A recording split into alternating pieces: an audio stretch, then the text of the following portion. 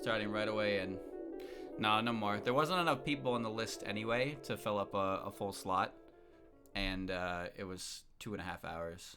I set everything up ahead of time, like about an hour before, so I don't like just adding people to an already existing list. I prefer to have everything set up and ready to go right out the gate. But I will play that more in the future, so it's not the last time I'll play it. Alright, here we go. Can we not play Swamp Fever ever again? Man, you got some of the most playtime out of that compared to some people. What are you complaining about? Not the most. The most belongs to the team that got all the way to the plantation. Cracked, dude. Absolutely cracked. Alright. Back to work, chat. So what are we talking about today? Right, we're gonna use some evolution stones on these Snies. We need all Sni forms. Let's see.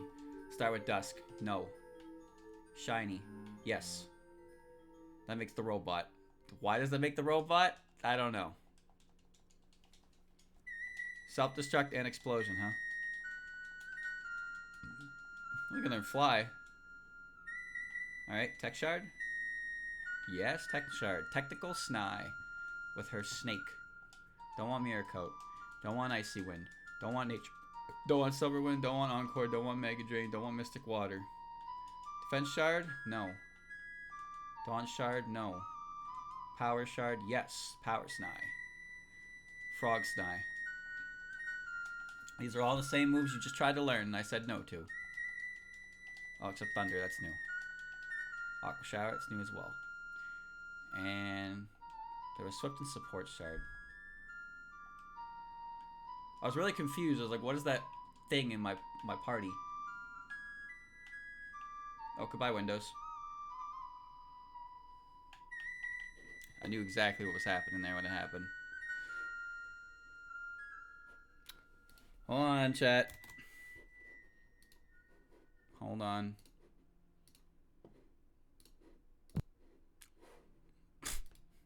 Vine Boom.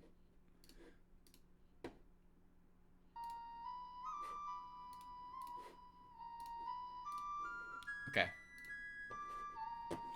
So Andrew told me earlier, the new Princess Peach game comes out today, or it came out today, because it's it comes out tomorrow, but it's Australia. It's out in Australia, and he told me apparently the director of the game. Oh God, not this penis music. The director of the game for the new Princess Peach game is the last game that this guy directed apparently was Mystical Ninja starring Goemon. You know, the game I played some time ago because it was a nostalgic game for me. Yeah. Isn't that kind of wild? Okay, hold on. I ran out of power shards, so I'm gonna go resupply. Yeah, isn't that just weird? Like, this guy directed, the last game this guy directed was that fucking 64 game. And now he's just like, oh, by the way, here's this. It's like, what? Alright, power shard, 10. Defense shard, 3. Swift shard, 7. Tech shard, 8. Solar is still fine at 9, I think. Support is at 9 as well. Shiny, Dawn, Dusk. I'll just put it up to 10. Why not?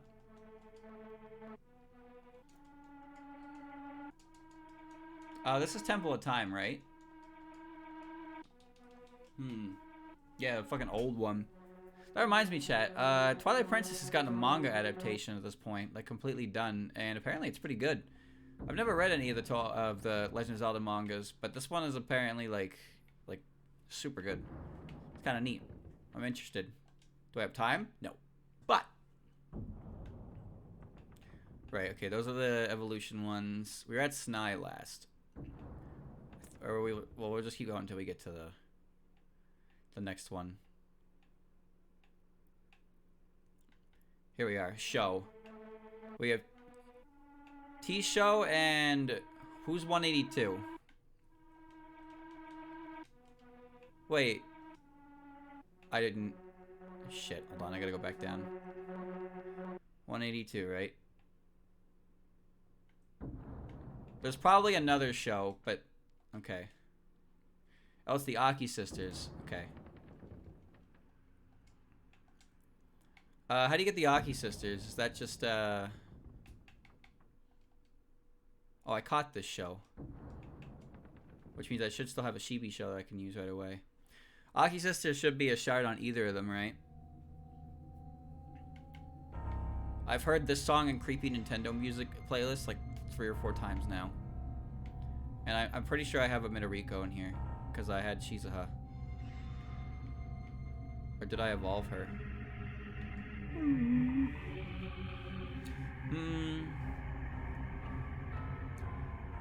Dawn on either of them. I don't see...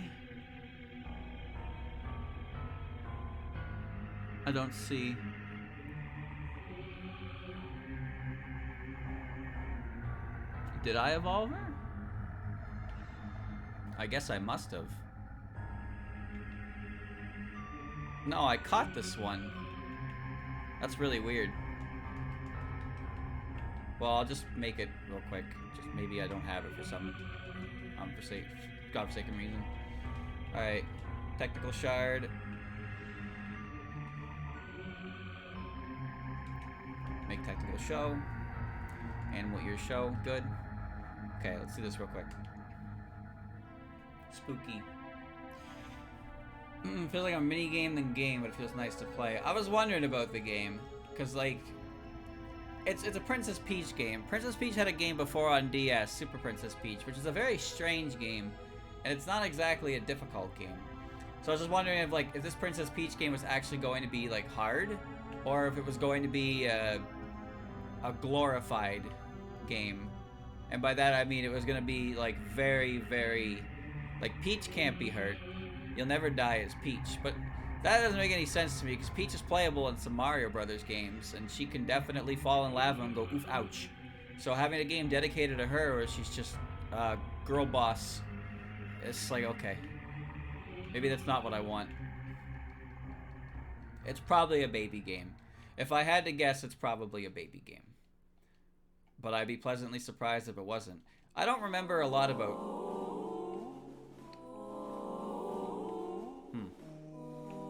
fuck is this? This is not real music. Ooh. What is this?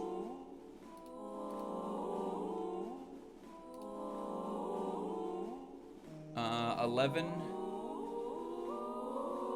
Ruins, middle of the totem from Triforce Heroes. Okay. A game no one's played. Midoriko. There we go. And Dawn Shard, right? Oh, wait, I remember. My Midoriko evolved, and it's the defense Midoriko I was using the whole time. There's the Aki sisters. You turn like Ball in Wonderworld when you really think about it. Is it, though? That's the question. I don't want to learn any of this. I'm glad you like the Isaac stuff, but I don't play it very often anymore. Every now and again, if I get the chance, I'll probably I play it. It's a fun game after all. But Isaac is a very exhausted game, I think. You really got to be in the mood to play it more than anything.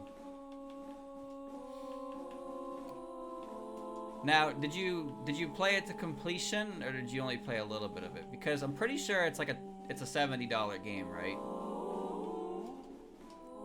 The theater theme, the constant changing of outfits, different abilities. I don't see when you compare something to Ball in Wonderworld, I don't think about the aesthetic of the game. I think about the game's shortcomings. You know. Ah, it's very loud. Why are you so loud? Loud equals scary. Alright. It's like when you compare a game to Sonic 06. What are you comparing it to? Oh, you know, the setting. No, you're not. You're comparing it to the gameplay. Comparing... If you don't specify that, you gotta specify. I was looking for medicine. I should have a little... Yeah, a little medicine right here. Okay.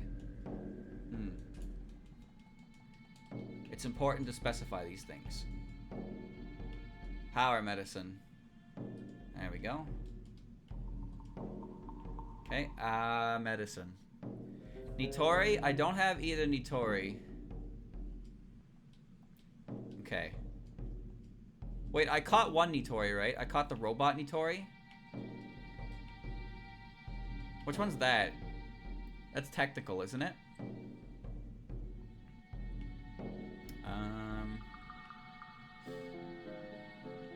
I have a little Nitori here.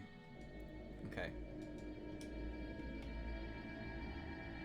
I have a full-grown Nitori here. And I caught attack Nitori. Okay. So let's see. 196 is normal Merlin? Dude, that's so fucking random. What? Holy shit. Alright. I'll put Merlin in the box with the other level ups. Check the decks. And next up is Technical Hatate. Okay. I should have a C Hatate in here. Perfect, there she is. C Technical. That's another one done. And who's 251? I know it's not Misamaru. Who is 251? After her? Who's 262? Uh-oh. H. Kane. Okay. There was another Kane then.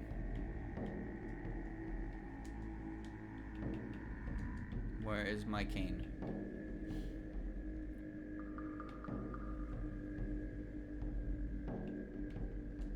I saw the Orin. I'll get the Orin.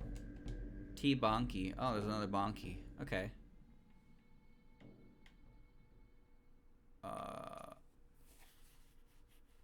Who's Kane?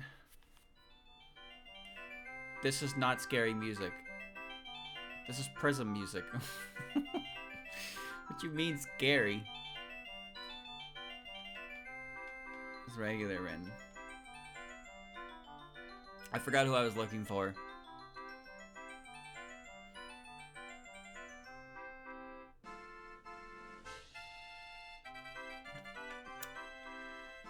I was looking for Bonky and Kane.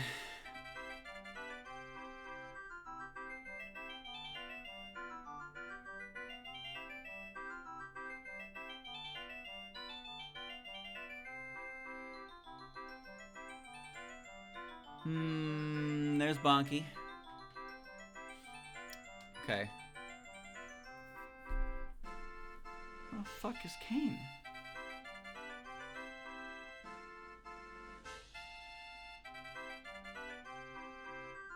What? Where are you, green lady? You're green and... Oh, there you are.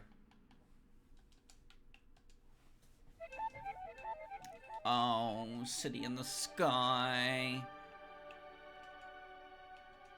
Oh, city in the sky. I hate this place. This is like my least favorite dungeon in the game. Probably my... I don't know if I call it my least favorite dungeon ever. That I'm not sure about. But I remember my first time playing this dungeon. I didn't find... You know, okay. You know, in order to get to where the boss is, you have to, like... When you get the boss key, you, like, lower yourself down to the main room, and you activate you activate a thingy to, like, start spinning the propellers outside so you can claw shot grapple to them. I didn't realize that was a thing. So I got the boss key and stopped for the day. And I was like, okay, I have the boss key, but how the fuck do I, like... How do I continue? And I spent so long trying to get across the non-moving, like, turn keys. And I couldn't do it. I got on the first one, and I think you actually can get over there without turning it on. I'm not sure about that, but I spent a very long time trying to do that. And then eventually I got frustrated. I ended up backtracking, and I found the object in question by looking up at the ceiling, and I got to it, and it started the wind, and I was like, fuck you, Luigi. So that was my experience with City in the Sky. Also, just the dungeon in general is kind of... Getting to it is not very fun, unless you use the glitch, where you could just clip through the owl statue and not have to do any of that bullshit. But yeah, not very fun. Now that I think about it, do I like any of Twilight Princess's post-game dungeons? I don't mind Snowpoint Mansion. That one's kind of unique in how it works. I'm not really a fan of the Temple of Time. And this is another instance where I got to the boss door. And I got to the boss door and was like, where's the key? So I had to look at the... map, and I saw a chest up on like the 6th fucking floor. So I had to go all the way back to the 6th floor to go in the one random ass room to get the boss key, and I was just like, ugh. And the boss fight was not very entertaining, in my opinion. My favorite boss fights are the ones where you can use your sword and you can go apeshit on the boss with your sword, because it makes you feel like a gamer. My least favorite bosses are the ones that you do thing once and hit it, and then you do the same thing again, and it you know, like you basically shoot it in the back with an arrow, and then you squish it with the Dominion Rod statue, and you do that 3 times. There's no variance to the fight. You just do the same thing 3 times. A similar issue I take with the Snowpoint boss. You just hit it with the ball and chain, and it's like, oh, okay, whatever. But I like the Twilight Fossil guy in the second phase, because the first phase is stupid as shit. Because when you knock him down with the spinner, you can just go apeshit on his head with your sword. Just yeah! Hit him with a bunch of mortal draws. Pachoom. The dragon and the fish are okay, because while they are scripted sequences, it is really cool to beat the shit out of them with your sword. And I love that if you press A button on the final set, Link stands up, spins his sword around, and fucking just ending blows it. Just jams it into him. Like, holy fuck. It's H-Cane, right? Yeah, H-Cane. Mirror coat. Haven't I seen this cane before? Huh. I guess not. Stop learning shit. And, technical for Bonky. Many heads. Head rush. Is that headbutt? These are great. Great moves. Alright, who's next? Oh, I guess I didn't. Okay. So, what's going on in here? What's 264, 266, and 267? Speedrun. Had a feeling it'd be run related. Majora music. Oh yeah. It's the weird form. Okay. Now I want to take back Bonky. You can take my Rin. I don't want Kadama back, damn it. Ah!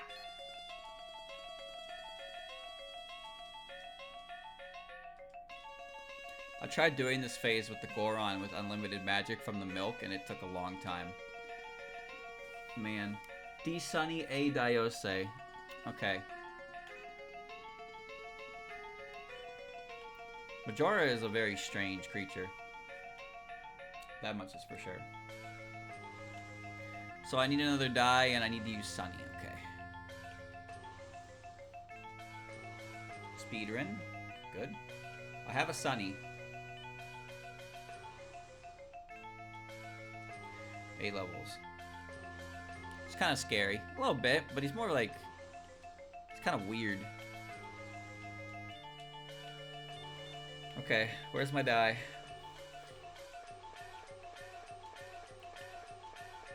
Yo. You guys are kind of going in there. I have a Sunny. I have a little Sunny, don't I? No, I don't.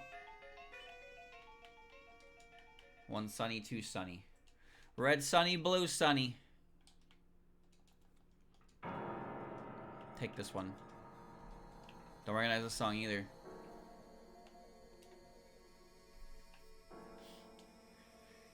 Then you go Fierce Deity and you just trivialize the boss. But, I mean, you got everything in the game, so you kind of earned that, right? I like how the Fierce Deity is like 9 feet tall or some wacky shit like that. Just unbelievably huge. But you don't really notice it because you don't really have a good source of... Oh shit, she's a cat! You don't have a good, a very good, like, sense of perspective on that. Because you're just in that big open room with Majora's Mask. And you just kind of feel like it's fine. But then you go outside, you cheat the Fierce Deity outside, and it's like you are, like, twice the size of a bunch of people. Crazy. I don't know if I'd call the Majora fight fun, is the thing. Because I don't really know how to gauge that. Because, like I said, you just kind of cheese it with the Fierce Deity, but I spent 15 minutes as the Goron chasing Majora as Incarnate, and I didn't have a very fun time with that. Maybe it's just the way I played it. But even just the first phase, well, hitting into the back with the arrows, and then going over and hitting it like exactly once. And then speedruns, I think speedruns always kind of kill it when it comes to final boss fights in Zelda, because they break them down into a science that's very hard to fail. And it's kind of unfortunate. Like Wind Waker Ganondorf has one of my favorite themes in the entirety of Zelda. But the boss fight is extremely trivial. If you know what you're doing, it's very easy. You do the same thing a couple times and you get to the next phase, and you know. That's oversimplifying, I know. It's even worse than Twilight Princess. Twilight Princess, they just kind of like, what was it? They like block his boot, and it gives them a free attack, and they just loop Ganondorf, the big final fucking boss of the game. They just loop him with that until like an ending blow, and it's such a anticlimactic finish because it's supposed to be like the final boss, you know. It's supposed to be a true test of skill, but I swear he's an easier boss than some of the fucking like regular bosses in the game. Too easy to loop. I don't know about like Link to the Past or anything like that though. I imagine Legend of Zelda 1, the random aspect of Ganon makes it a little more annoying. But the 3D Zeldas seem to have a pretty straightforward Ganon fights. Okay, this is D and attack. D Sunny. Oh, be careful. D Sunny.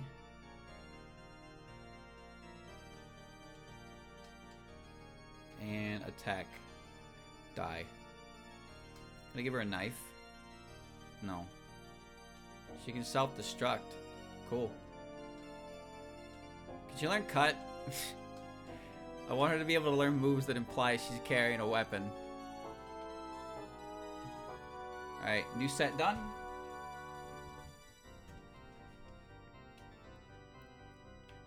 You could probably argue that's like speedruns in general, and obviously if you're doing the speedrun, then you would much prefer it if the end of the run was a lot more streamlined.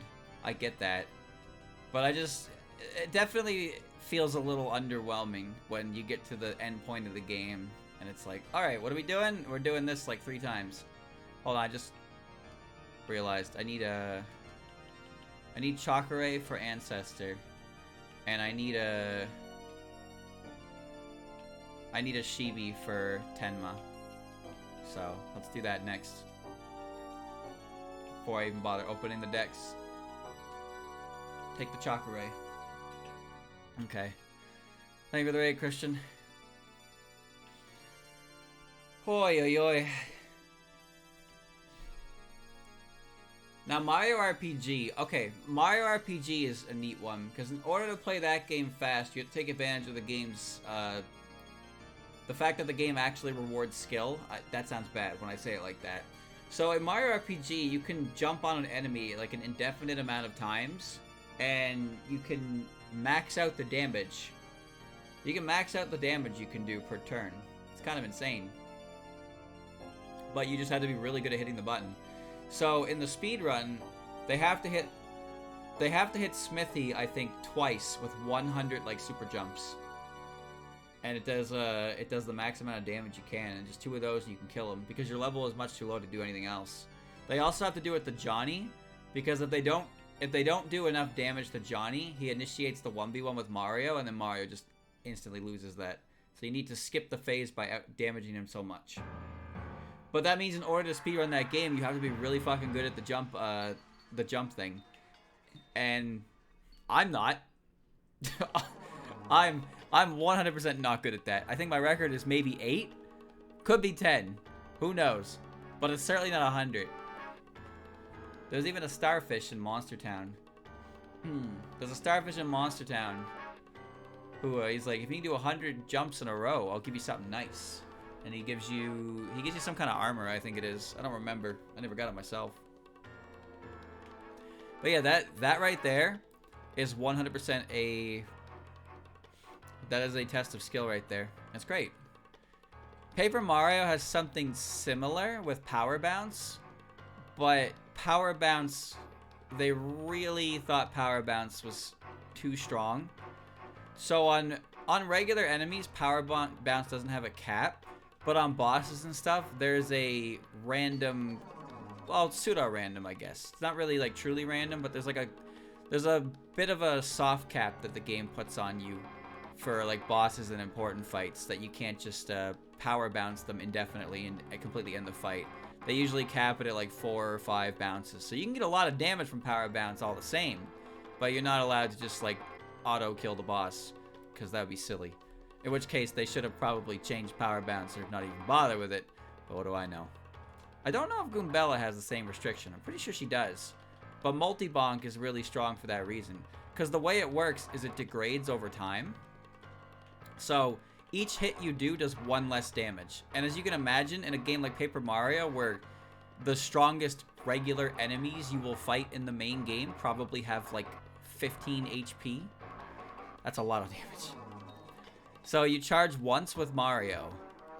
So Mario has the Ultra Boost. He does 3 and 3. So he'll do 3 damage. So he does Power Bounce. He does 3, 2, 1. Charge once. Now he's doing 5, 4, 3, 2, 1. 5, 4, 3, 2, 1. That's a lot of damage. That's an insane amount of damage. And all you had to do was hit the A button with good timing. Okay, which one is it? Shiny? Oh, it's shiny for Aya. That'll turn it to Tenma.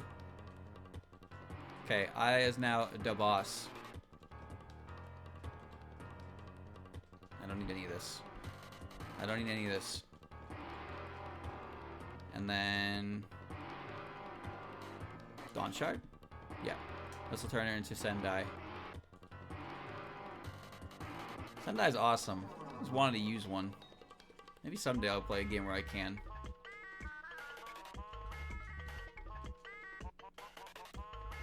Alright. That takes care of those two. Okay. Yeah, the thing about Paper Mario is they use things like Mega Rush and Danger Rush to make their base damage so high that one Power Bounce initial hit is like 20, and it degrades to 19. 20 plus 19, that's 39 damage for pressing the A button once. And most bosses have a range of 40 to 70 HP depending on the chapter. I need A-Star and A-Luna. Okay. A-Star, A-Luna.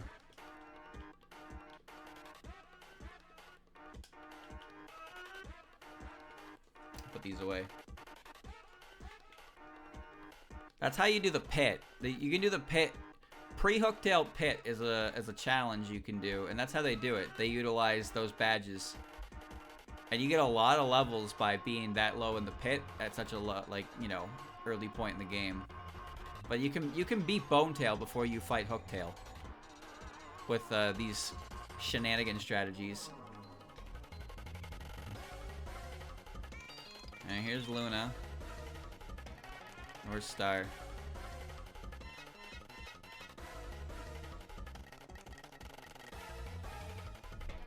Open your eyes. Found her. Okay.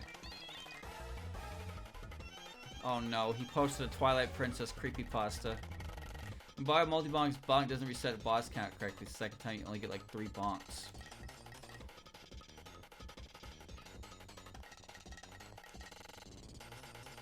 Chat.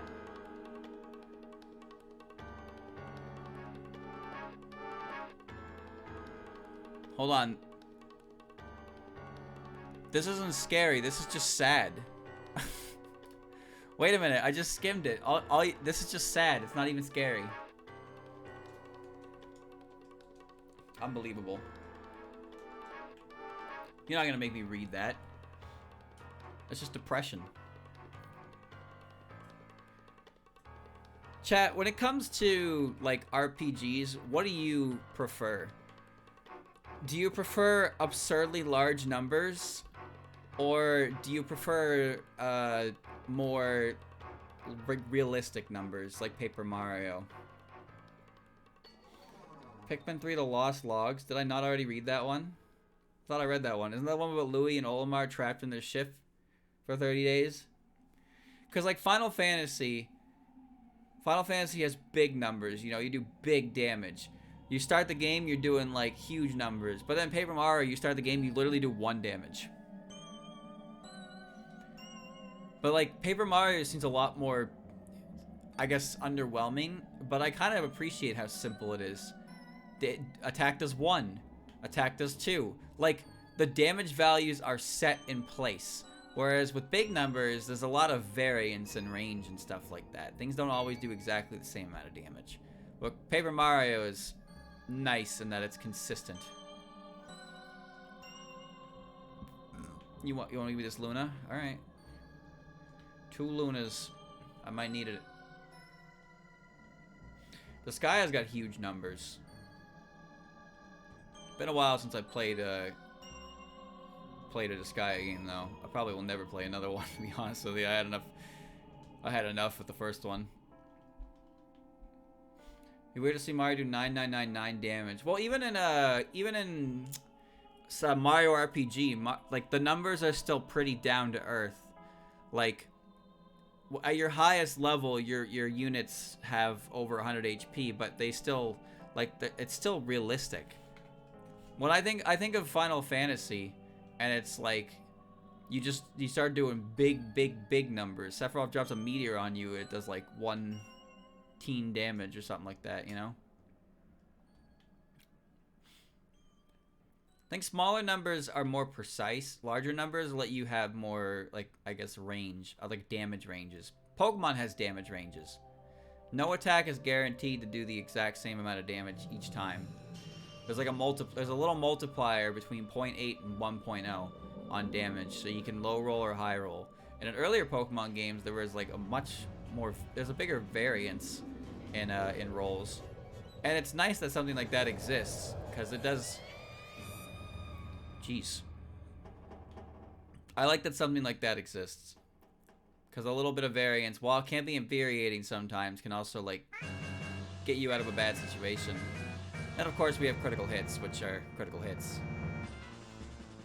But Super Robot Wars, I'm actually not sure about Super Robot Wars itself, but at least for Fantasy Maiden Wars, attacks did damage, and while there was variance, like, the amount of damage it was going to do was locked in. The only variance there could be from the once, you know, the battling started was whether or not it crit. So if you saw that an attack did X amount of damage with a crit, that was the most you could do with it.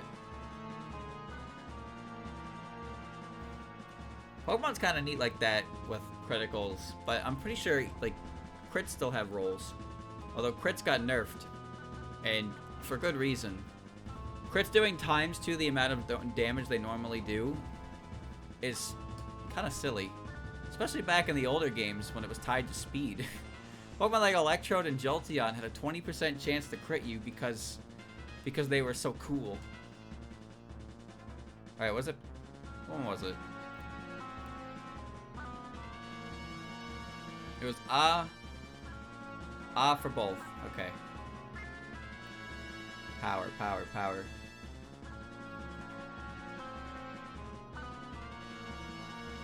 Power, Luna. Don't want any of these moves. And Power Star. Okay. Tauros had a pretty good crit rate as well, yeah. But Electrode had the highest crit rate. He had basically a 1 in 5 chance. 1 in 5 chance of Electrode's moves critting you. And the only thing Electrode really did in Generation 1 was exploding Quick Thunderbolt. So, that's something to keep in mind. Electric types in Gen 1 were pretty restricted. Sure, they had one weakness, and they were pretty much neutral to almost everything else. But they could not hit their weakness at all. Because their only coverage moves were like Swift. And every ground type was also... Pretty much every ground type was also part Rock. Or at least the relevant ones were. Marowak wasn't relevant until Thick Club. Sandslash has never been a good Pokemon. Alright, who's... H. Shizuha and Attack Minariko. Oh, okay. Let me grab Wait, what happens if you breed the Aki sisters? How does that work? Can it spit out both of them, or does it only spit out the one that it evolved from?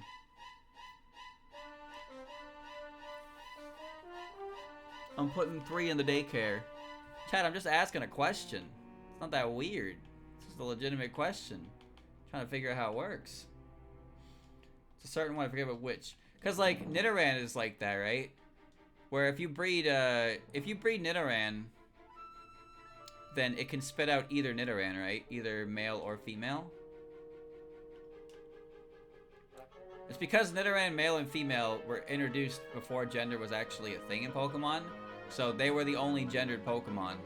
Nidoking and Nidoqueen can't breed themselves, but Nidorans can. So I guess when your Nidoran comes out male or female, it's completely changes the Pokemon in that sense.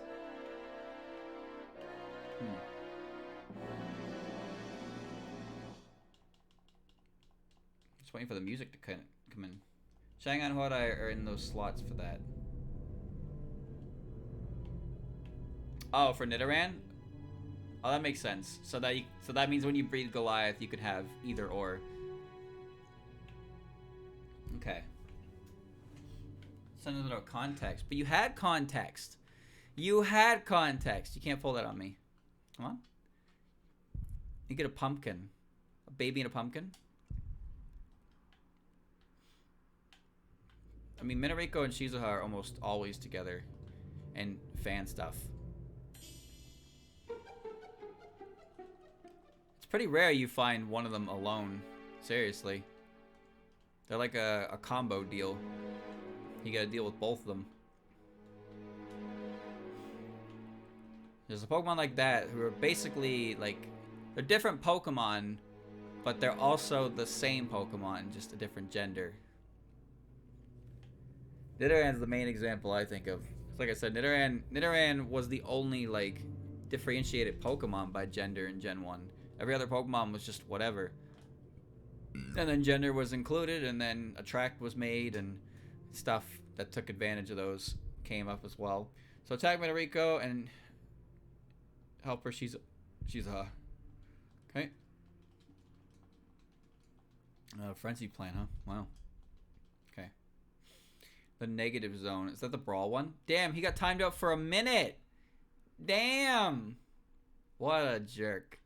Where's Helper? Hold on. Support. Helper Shizuha. Oh, click the link. Oh, it is the Brawl. Yeah, yeah. It's the Brawl Luigi Final Smash, chat. Oh, she looks like same pose as her sister. The defense one. Similar enough. Whoa, geez, what? Okay, wasn't expecting that. This is just a guy explaining what the negative world is. Oh. What is the negative world? Who is this? Luigi. Is he in the room with us? You gotta admit, it's weird.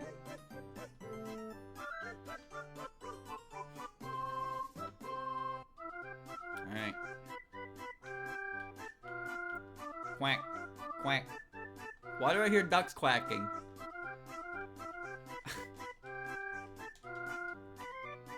Who's next? Oh, man. We're gonna stretch here. These three I do not have.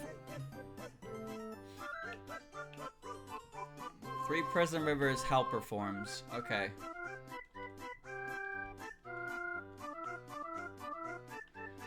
Alright. Where are they? I have to evolve Merlin, so. Oh, here's Lyrica. Did I catch Big Lyrica?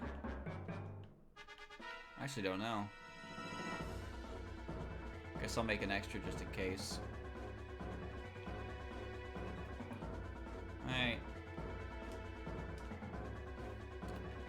Isn't there 493 Pokemon in Gen 4?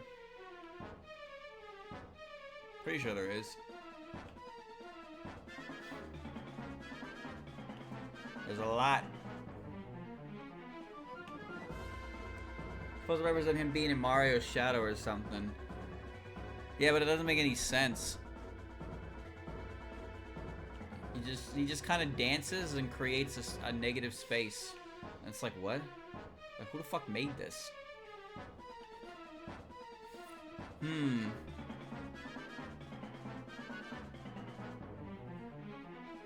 In the negative zone, you can faintly hear Luigi saying help. You can listen to it here, almost as if he's possessed.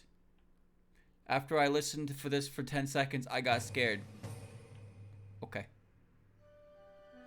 Nice fan theory, not a creepypasta though.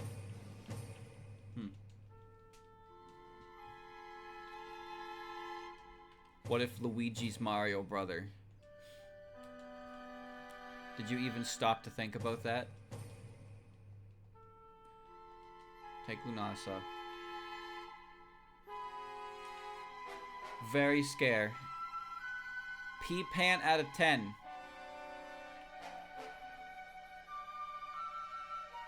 They just really didn't have an idea for him, did they?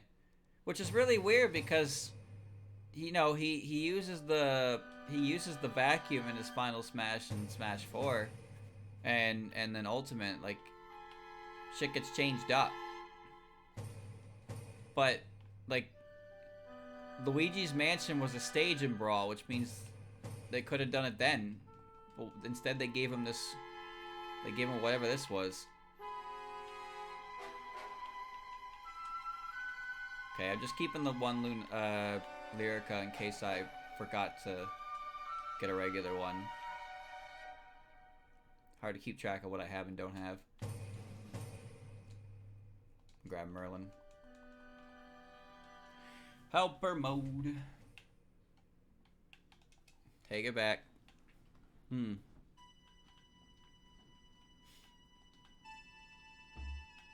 DK had a really bad final Smash in Brawl and Ultimate. You have to play the bongos, and that was it. That was the final Smash. You play the bongos, and you hope that somebody's stupid enough to get hit by the shockwave. Meanwhile, Jigglypuff is at the same piece of shit final Smash for like the last 3 games. She just gets huge. She just puffs up and goes Jiggly, and then if you touch her, you fly, but you don't touch her because you don't do that. Now, what's funny is there was a glitch you could do in Brawl that animations getting canceled by the Bridge of Elden coming back don't reset your size. So if you use Jigglypuff's final Smash in the hole in the bridge, and it reassembles. It comes back. It stops the final smash, and Jigglypuff just resumes the fight in the size that she was when she was doing the final smash. It's hilarious. I did it before. It works. Support shard. Alright. Helper 1. Performance. Don't know what that does. Helper 2. I don't need any of these. I don't want any of these. What's this? Attack for 2 to 5 turns. Oh, it's Uproar. Okay, that makes sense. And Lunasa.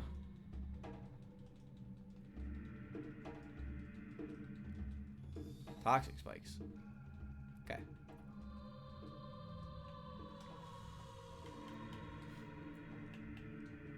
It's another 3 done. Easter egg snow on Mount Silver. Okay, are these creepypastas? You guys keep linking me fan theories. And yes, hearing people's opinions on video games is scary. I understand that. This is not quite what I had in mind. I'll click it though. This is just a Shadow Temple, man. Haunted Gaming. Easter egg. Snow Mountain.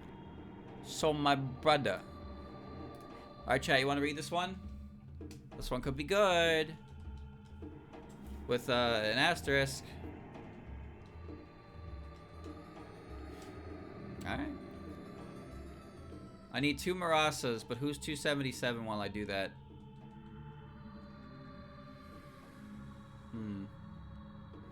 Technical Aya. Oh. Okay. And Marasa. Hold on. Oh, I have a little Marasa. So I just have to get 1. Okay. Take this. So scared. I haven't even started yet. What the fuck? I pay you to react when I actually do things. You're reacting too early. You're giving away the illusion. Alright, here we go. I'm gonna read it. Snow on Mount Silbor. So, my brother and I, we kind of grew up on Pokemon around here. A lot of kids did. It worked out perfectly for us too. Every time a new gen came out, one of us would get one version, and one of us would get the other. And since our mom liked to spoil us, we both got the third one. This is going to sound, at first, like a bittersweet story about 2 siblings who grew up with a couple of games that eventually take them down 2 different roads. Well, it's a little more than that. What do you mean 2 different roads? What happened, dude? I don't know what happened. Okay. I haven't even started! Stop! I haven't even started the fucking story. Quit reacting. Stop reacting. Alright. Here we go. I'm gonna resume. The years rolled by. We kept collecting. Game Boys got old. We replaced them. Cartridges finally gave out. We picked up new copies. But we started down 2 completely different roads before Ruby, Sapphire, and Emerald came out. See, around then, my brother got a Game Shark. We heard all the hacks and cheats you could do with them. Even though we were kind of late to the party, they sounded awfully cool. Our first guinea pig cartridge was my brother's old blue version. We dicked around a little bit. Nothing major. But whatever we did fuck the cartridge up. After just a couple of code entries, it glitched out completely and became unplayable. Naturally, we were upset at first. My brother mourned the loss of his hours of work, and I was sympathetic. I told him it's okay, we can replace it, I guess. The stupid shark was a waste of money. Chat. What Aya was it? Was it technical Aya? I don't remember. What Aya was it that I needed? I played Game Shark before. I used an action replay. It was T-Aya. Okay. I used an action replay before on my Pearl version, and I made Legendary spawn in the grass just upside down. And I had infinite Master Balls, and I could make any shiny I wanted, and I was like, whoa, that's so cool. And then after 30 minutes, I was bored. And that's why I realized that cheating was boring.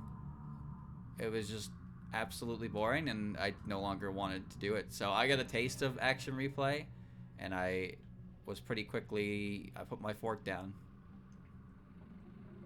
8-bit seemed cooler to play with. Maybe that's what it was. But it definitely wasn't that exciting. I got bored of it like instantly. And defense.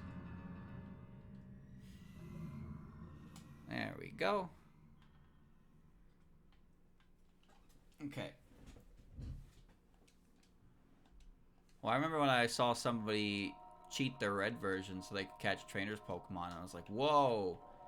That's crazy. Too bad all the trainer Pokemon suck. Hold on.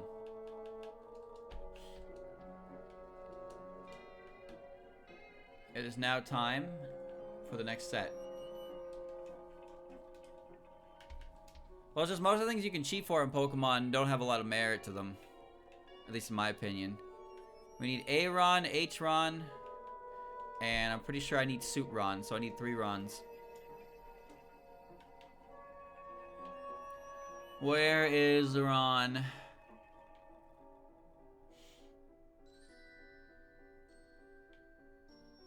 Ron. Oh, I have a little Ron, okay. It's D-Wriggle. That's regular Ron. I have a C-Ron. Do I have a little Wriggle? I do. Okay. Let me give Wriggle the D. Here we go. Okay. She's a big boog.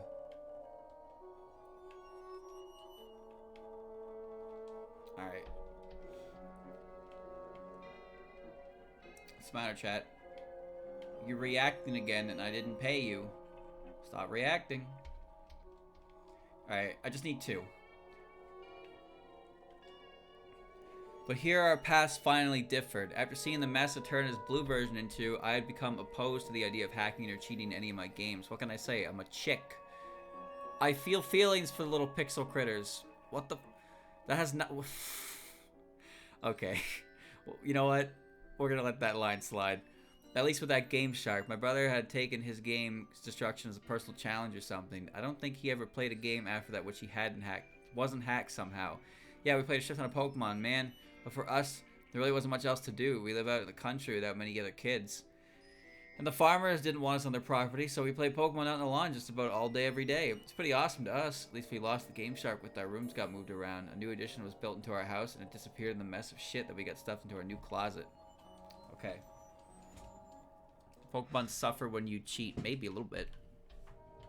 You ever think about if that's true or not? Ruby, Sapphire, Emerald arrived, and after playing through them once, we were both in agreement they were definitely lacking in comparison to the last gen. Whatever you say. Check. We both tried another honest playthrough, and though we managed to finish it, it left us both yearning for some good old-fashioned nostalgia. When we went... Where were our old gold, silver, and crystal cartridges, though? I don't know. It took us probably a month to dig through the boxes we'd been too lazy to open up before. But we finally found one full of shitload of our old electronics. My old purple Game Boy Color still worked. His red one could no longer hold batteries in place. Both our GBAs were fine, though. Along with our snake lights and link cables. That one with the nifty little connector in the middle that had always wrapped it up so carefully to avoid fraying the wires and condemning it to the trash like our last cable. We both grabbed up everything we could. So nice to have Yellow, which had been my first and most cherished game of any series, not just Pokemon, and Red and Gold back. Alright. Hold on. H-A... Okay. Helper Ron?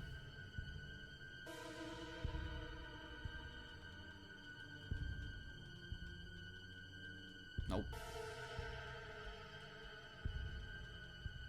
Nope. Stop learning moves. H. A. And I need Suit Ron. Which should be solar. Or is it dawn? I don't even remember. I think it's solar, isn't it? Yeah. Okay. Suit Ron. AD. Meow. Case of the zoomies. It's a lot of Rons. Someday I'll watch Advent Children. Someday. Not today, though.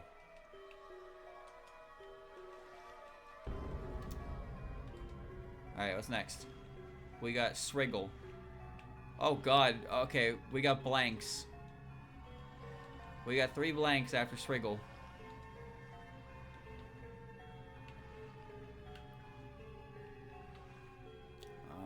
Where are you? Okay.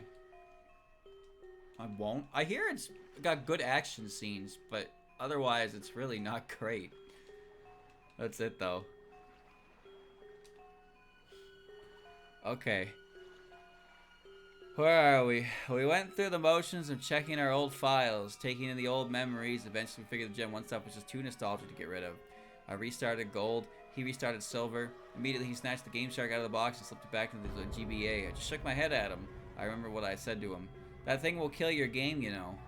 He never had liked me preaching to him about abusing pixels. I shut my mouth after that, but I had put him off from playing with me. I guess it was just one time too many or something. I don't know how to keep my thoughts to myself, really. Helper and Attack Lily White are after Wriggle. 2 Lily Whites? 2 whole Lily Whites. Okay. My game is going to die. It was a couple days later that it happened. I was on the porch, Game Boy in hand, just about to go to the Elite Four when I realized I needed a little help. My team was ill-balanced thanks to me playing through for leisure. And at the time, I was no great trainer that could pull off gimmick runs. I knew that my brother had been 2 badges ahead of me when we last checked with another. So I was hoping maybe he'd let me borrow a Pokemon or 2 just for this. Get it yourself, kid. What a bad trainer. Now, the thing is, I spent the last 24 hours at a friend's place. I'd literally come home, dumped my bag in my room, and crept out of the sun with my GBA to play.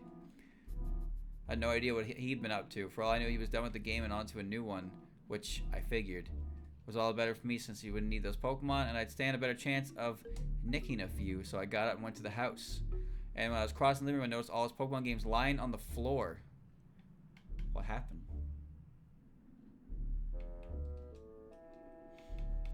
I see her. Chat, the first day of spring is today. Or maybe yesterday, or even the day before that. I don't know. I thought it was the 21st. Either way, spring is here, officially. Seen Lily all over the place.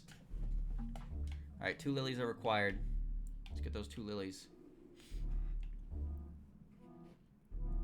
Some of the cartridges have been mangled like they've been hacked out with something sharp. Even his old blue version, long ago dead and too sentimental to throw away, was lying with the plastic cut ragged, spilled almost halfway up the side. Completely unusable anymore, even if it would have worked. I was a little scared. This had to happen this morning. Otherwise, our mom would have seen that, and they wouldn't be lying on the carpet. Tucking my GBA into my pocket, I crept over to his room and found the door unlocked. Somehow that was even more concerning. I walked in and found my brother sitting on the edge of his bed. His GBA was in pieces on the floor at his feet, smashed to bits. Next to him, the bed were a hammer and our mother's gardening scissors. His face was paler than I'd ever seen it. Even whiter than the time we'd gone corning, and the old guy up the street, legally blind and a raving nutcase, had come and chased us into the trees with a shotgun. Oh, that's pretty scary, actually. As now I also noticed a Game Shark on the ground and a silver cartridge corner poking from under his bed. Somehow they have been spared the wrath of his hammer. A Lily W. Are you okay? I asked. I remember the chills that ran through me. He was my little brother. Seeing him like this was horrifying. It was awful. I remember him rasping, and the way his voice rattled made my knees weak. Oh God, white everywhere. And then black. Dude, calm down. Is this Lily changing her clothes? That's it. It's not that big a deal. Getting spooked over nothing. She just puts on a black outfit when she heads to drearier places. That's all it is. I remember running over and hugging him, and I remember his limp, arm fell and brushed the Game Boy in my pocket, and his sudden scream right in my ear, making me jump and bite my tongue by accident. He ripped the handheld from my pocket and hurled it at the far wall. I cried out at the dent the plastic system made there, running over to collect it. The screen had gone dark, and though I fear the worst when I flicked the switch to the power up normally, I waited there in the corner trying to pretend the GBA mattered enough to not to go and run for our mom. The volume was on. Not the volume. Alright. Lily W. Happy Lily. That's what the H stands for. You can tell it's not a good puppet because no one in the game was given one. A lot of favoritism that goes on. Dawn. Defense. Tech. Shiny. There's power. Power up, Lily. Big. She can self-destruct. Good. Big Lily. And it was Speed Wriggle, I believe. Which I saw up here. Okay. Yes, yes. Okay, who's next? We got D Yugi and two in between it. Need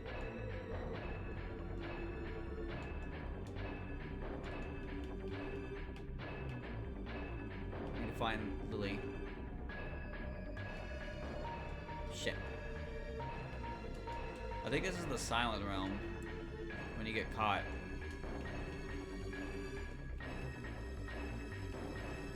Attack Kaguya and Defense Cane. Oh my god, there's more?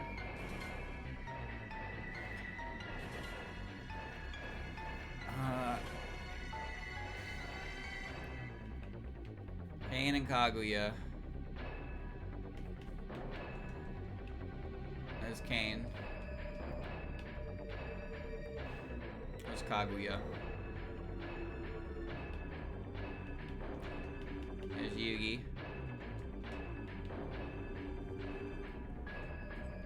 It's like a sound effect you hear when Metal Mario walks. Or maybe I'm losing my mind. No, that's... I want this king. I won't gain levels. And where's Kaguya? Kagu! Kagu. Kaguya!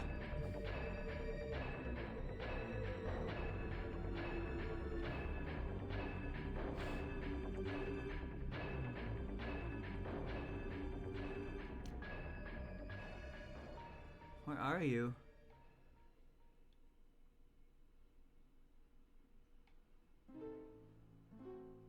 Oh, you are. Found her.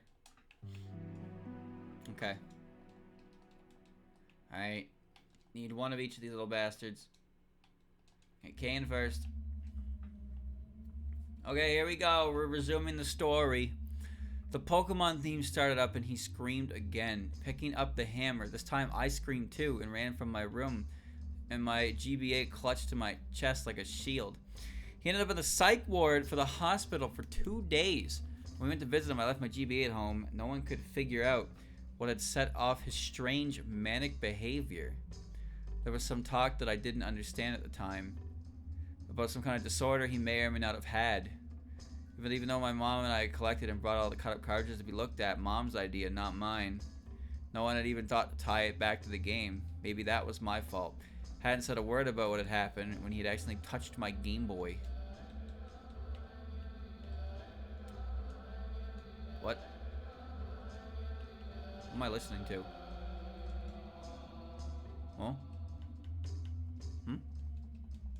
Hmm? Hmm. Where am I? Oh, the blind white terror he had thrown into when the music had started. On my last visit to the hospital before school on the second day, I was left alone in my room with him while Mom had some private talk with the doctor about precautions to take should this happen again. Oh. I sat on a chair next to the bed. I was staring at the ceiling, but suddenly he sat up, making me flinch. Hey, he told me. Angie, go into my room when you get home. Who's Angie?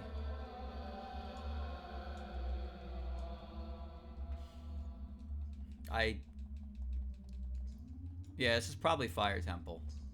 Because of the chanting. And then Kagui. Kagui! Okay. I didn't understand what he meant. He meant go to his room. And I remember the things we had packed up and brought in. The game and the hacking tool under his bed. Get rid of them. I don't want to ever play with them ever again. His voice was so weary and desperate. He sounded like an old man on his deathbed. My poor damaged little brother. How could I refuse? Promise you'll get rid of them. Okay, I promise. I bet you $10 dues that our protagonist here does not in fact get rid of them and uses them for themselves. I was carted off to school late, and through the whole day I had only promised him in my head. I didn't know it at the time, but this was to be the last time that I could ever play the big sister role and help him out. Just had to get home and get rid of the game. But as the day went on, sick curiosity started to get to my own head.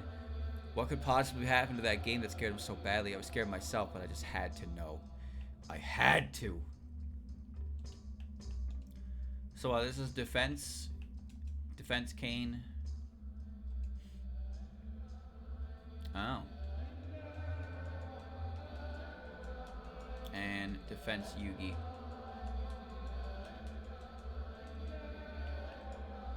This music's kind of freaky, actually. It's a little freaky. Sounds like it'd be in Binding of Isaac. I got home and went right into his room, bent on uncovering whatever horror was waiting for me.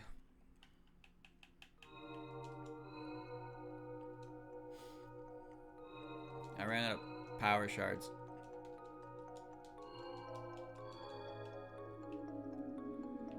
I think I might need to do a little, I gotta do a little money farming, just a bit.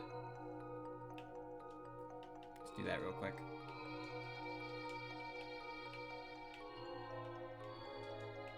Hold on.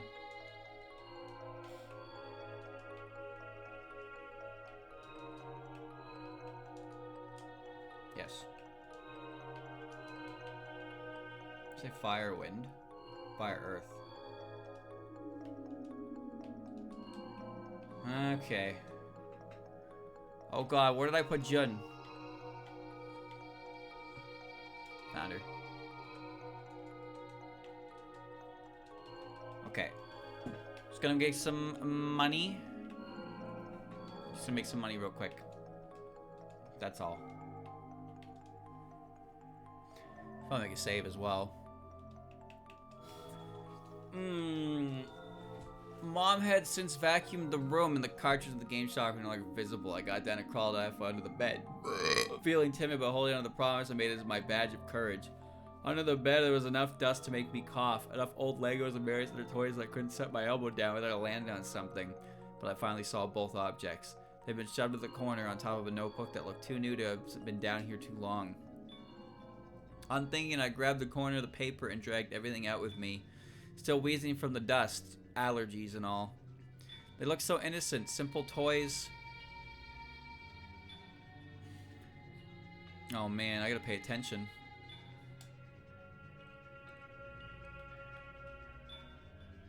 Alright, chat, I might take a break here just because I can't pay attention and read at the same time for this.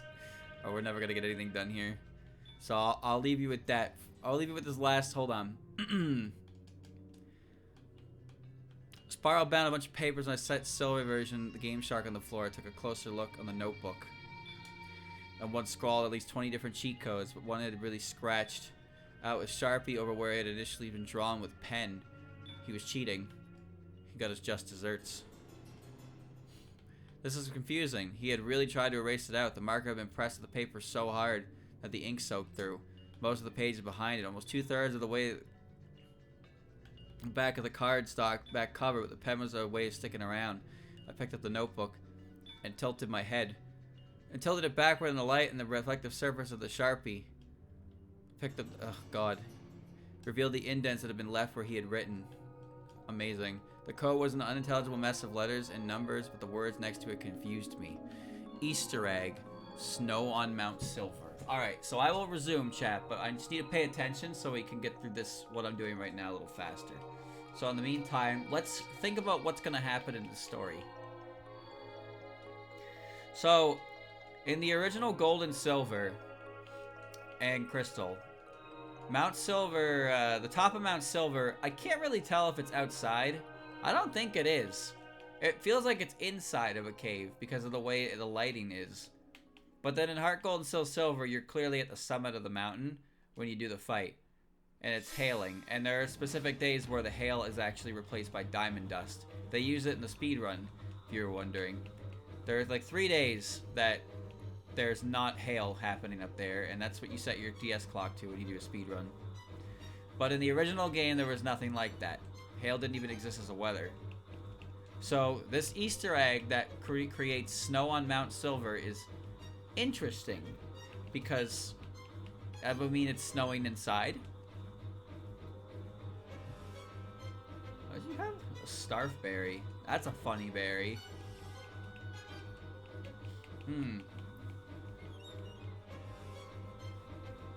Well, alright. Do you think it's gonna be like the Lisa chapter? You know? When you climb in the snowy mountain, you get to the top, and it's actually just a pile of burning bodies. And one singular guy who happens to be on fire, and he's like the strongest motherfucker on the planet. Because I guess he's just been on fire the whole time. Not sure what he's doing, but he'll make it. I'm making money, hand over fist. When was the last time you read a creepypasta that didn't follow such a specific flow?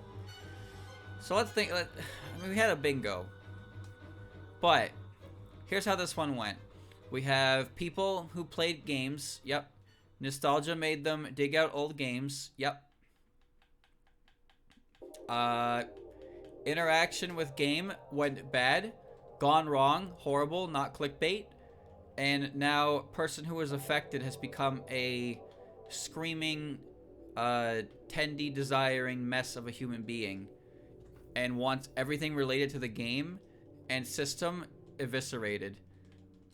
Chad, I'm pretty sure if I played a creepypasta game, it was like Ooga Booga, I wouldn't.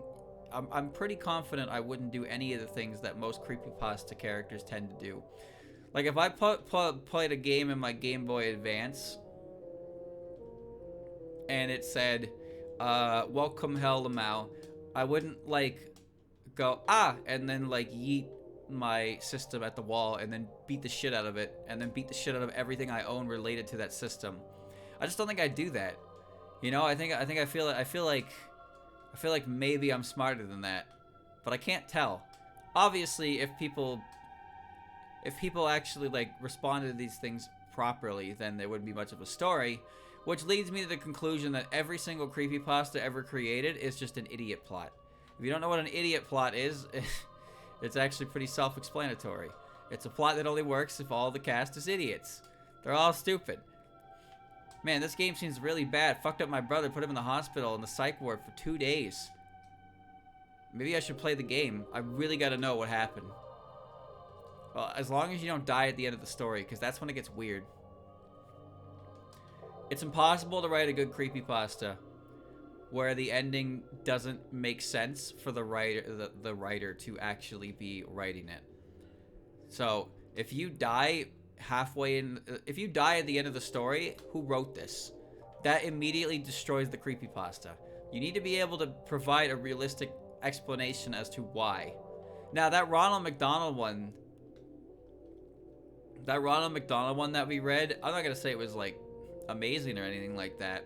But that one at least tried to explain how the writer, like the protagonist, was able to write down everything that he did, because at the end he was in a poopy poo poo situation of no, he was probably done for. But then we read that one with Sonk. Remember the Sonk one we read where he got his skull crushed at the end, and 0 gravity, 0 chances, where the motherfucker got put in 0 G and like his head exploded because no oxygen.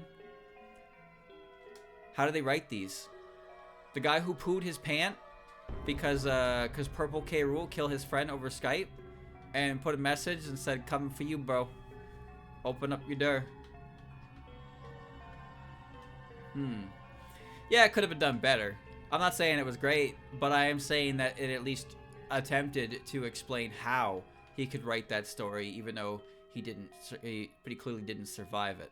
It is really stupid, though. I found this brand new laptop in this old crusty McDonald's, so I sat down next to Ron Lad and started typing everything out, and he was just watching me, and we were having a great time together. Like, why was there a laptop there? You had internet connection? To what internet? What were you typing on? How were you doing that? Many such questions. Not enough answers.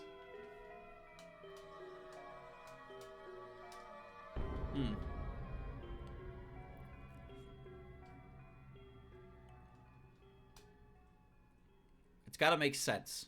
Chat, you ever see the anime or even read the book, I guess? Another? This is Mario music. Another is okay. Okay, it's good on a first watch, but when you start to dissect it, everything that happens in that story is really, really stupid.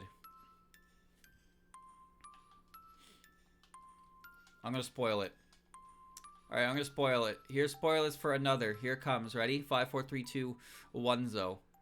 So, the whole bit at the end is stupid because the whole point of the show is they're trying to find who the odd person out is, who's causing, like, everybody around them to fucking die one by one, because that's the curse of the classroom. That's also where the umbrella scene comes from. You know the one. You know the one.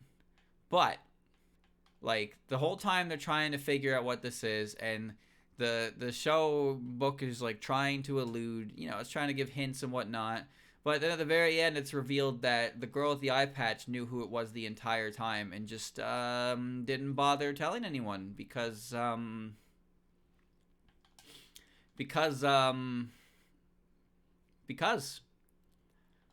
she just didn't.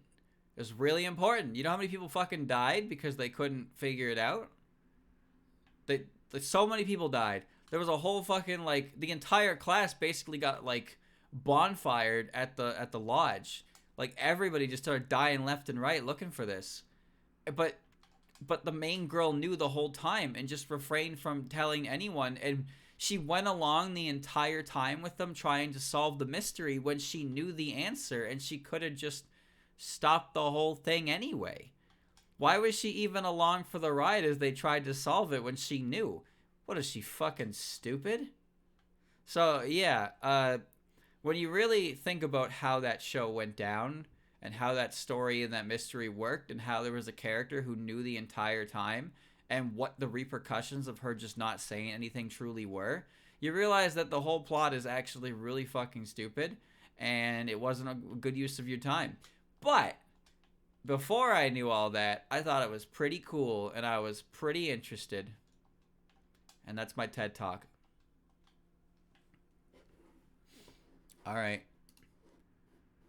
What do we have here?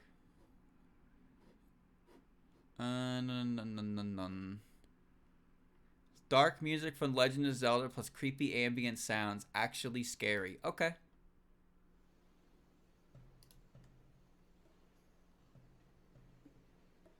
Okay. Sure, dude.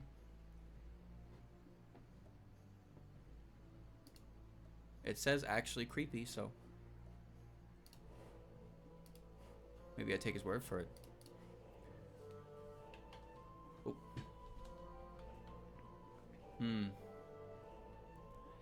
So yeah, it's a bit unfortunate. It was like, I wanted to like it, and I did like it, but the more I thought about it, the more it annoyed me because it didn't make any sense for the things to happen the way they did. How having a character know the whole time. There's also some pretty gnarly scenes in there. I don't like the scene where the teacher comes in and he pulls out a knife and he just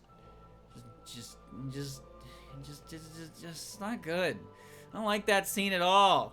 And of course the umbrella scene. That's like, that one's pretty iconic. Made a fucking umbrella dangerous. Oops, I fell. Uh-oh, my umbrella opened up at the bottom of the stairs. Here I come. Oh man, that's a sharp plastic umbrella, isn't it? Oop, well, there she goes.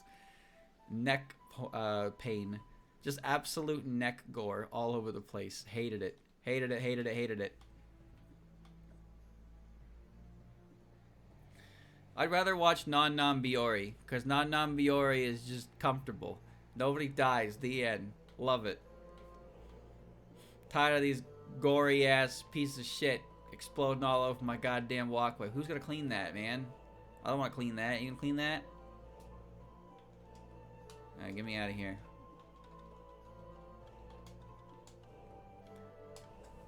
Alright, job done. I'm gonna do a little bit of a... It wasn't even hyper realistic, it was anime. Anime blood. Okay, here we go.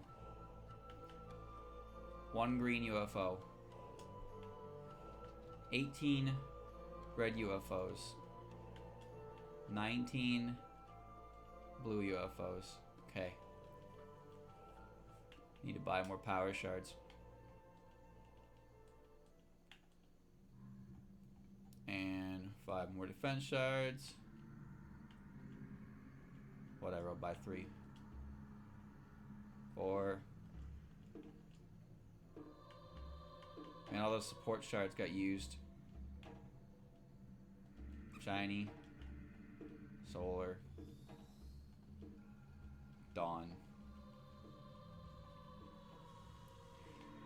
Alright. Back to business. I'm in the basement. Okay. Chat, you ever see Shinky? Or Shiki? I don't remember what it's called. Pretty sure it's called Shiki. I wanted to watch that before. It's like 26 episodes, I think it was. And it's just like a small town. There's like vampire. I watched the trailer for it. It was kind of spooky. But I never actually bothered to watch the thing properly. So I don't know if it's any good or not. Okay. Now we're here. What's next on the list? There's a Momiji. And something else. What's in the Momiji spot? What's above D Momiji? Yeah, it looked weird, but I don't know if it was bad. Zombie fairy? Oh shit, how do I get zombie fairy? Ancient anime style. I don't know what that means. Is zombie fairy a catchable, or is it a shard thing from like a fairy?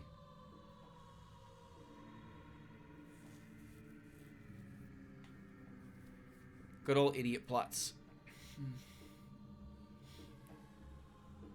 Can't kill a fairy. I'll go back to reading. We'll finally read what's going on in Mount Silver. It's Shedinja from leveling up Sirin into Rin. I thought we established there was no Shedinja.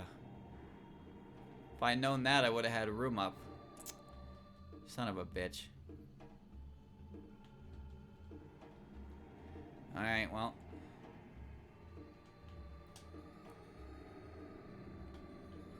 Put Momiji back. That means I gotta make another Rin, huh? Okay. Put the cat back in. Alright. Let's do this again. I'll put her there. Make a mind. Make a note of that. Alright. Here we go. Chat, I'm sick of Legend of Zelda music. Sick of it. Find me a different playlist. Find me a different one. Unremarkable Nintendo music. Ooh, that sounds great.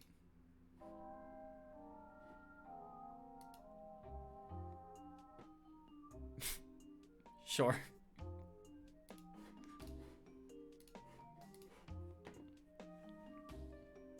Just unremarkable music.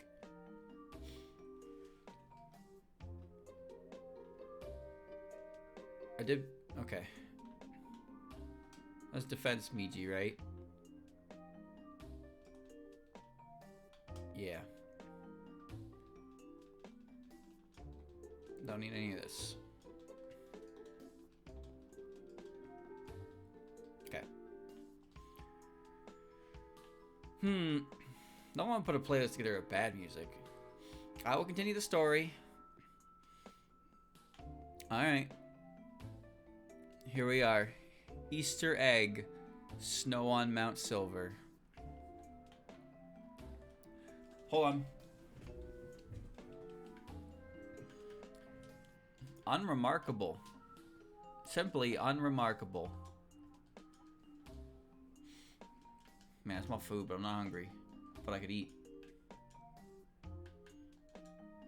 Okay. I'm gonna get you. Let's see who's next. So we got Zombie Fairy, Ate, Smalings, and H-Star. Okay, so we need 3 mailings.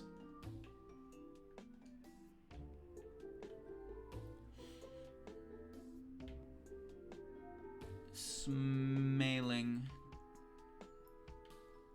Do I have a star that I can, like, pop? I don't think I do. No. Where's mailing? I have a little mailing. And where's star? I'll get H star right now while I'm doing this.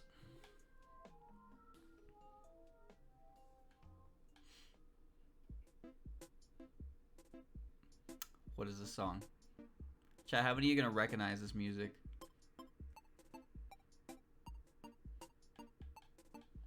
What is this?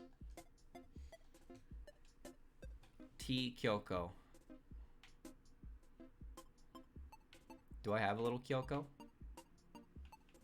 No, I don't. I have big Kyoko. This sounds like... I don't know. It kind of sounds like Animal Crossing. Alright, we'll get the star first. Alright, here we go. I remember what he said he had found them. When I found him, he was raving about white and then black. Could he mean snow? Even though it was only August, the temperature was still climbing to 90 degrees every day. A chill ran down my spine. Did I dare? I picked everything up and brought it to my room and laid out on the carpet in front of me and my own GBA next to it. For a long time, I just stared down at it, and the longer I looked, the more maniacal Lugia's face became on the sticker, like some sort of twisted grin, like it was daring me to find out what had happened to my brother. I was a 14-year-old kid. Did I really want to tempt fate and risk ending up like him? I glared down Lugia for a while longer. I had to see. I slid gold out of my GBA and stuck silver in its place. It took almost 15 minutes to compose myself and turn it on. Amazing story. What is this song, chat? It sounds like Pikmin. It started up normally. I left the sound on low, too afraid of what I might hear to keep it at the full way, and too curious to turn it down the whole way off. The title screen was normal too, Lugia again, but somehow menacing despite my common sense telling me it was exactly the same picture as every other time I had started up the game. How bad could this be? I asked myself. His note said Easter egg. Didn't that mean that this was a coding already in the game? The menu came up, still absolutely normal. His character was Blake. It mostly felt Pokedex, but the time was odd. 99999. Alright, chat. Well, let me take a moment to explain why this doesn't make any sense, because I know you're all dying to know. So, for those of you that don't know, there is not 99 minutes in an hour. There is, in fact, 59 minutes in an hour. Well, sorry, there's 60, but when you hit the hour, you no longer see anything in the minutes side. So, the maximum amount of playtime can cap at, for Pokemon specifically, I know this because I capped it out of my white version, is 99959, because you can't tick over to the next hour. It's not possible. You can't play for 999 hours and 99 minutes. You can't. It doesn't work like that. It's very silly. Okay. Alright, where was I? I knew he couldn't be playing that long. I had barely logged 50 hours of my own game and I was at the E4. It took you 50 hours to get to the E4 in Pokemon Gold? You are... And you didn't have enough Pokemon to beat them? How... How do you play 50 hours of Pokemon Gold and not have Pokemon ready for the Elite Four? What were you doing? I thought you were a Pokemon trainer. I thought you were the best. You're unbelievably bad. Just like... Oh, God. Stop taking the fucking Pokemon. Take your goddamn mailing. I'm upset. I'm so upset. So upset by this behavior. How could anyone be this good at a video game? And I was playing slowly, probably the result of his hacking fucking up his file. I thought, well, whatever then. The game started up. The first thing I noticed was the prolonged black screen. It took almost a minute for everything to change, and then there was no sound at all. The hairs on the back of my neck were standing up already, but it was too late to turn back now. Hold on. I need to create H-star. Good. Barely learned any moves at all. And technical Kyoko. Oh, she's... Look at that! Her outfit is more color corrected. It's more accurate. She can belly drum, huh? So many loud moves. Okay.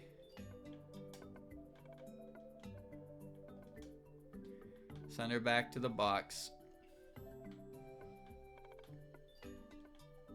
Don't be hasty.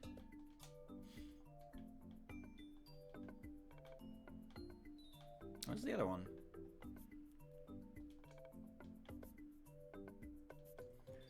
Okay, so I need 2 mailings.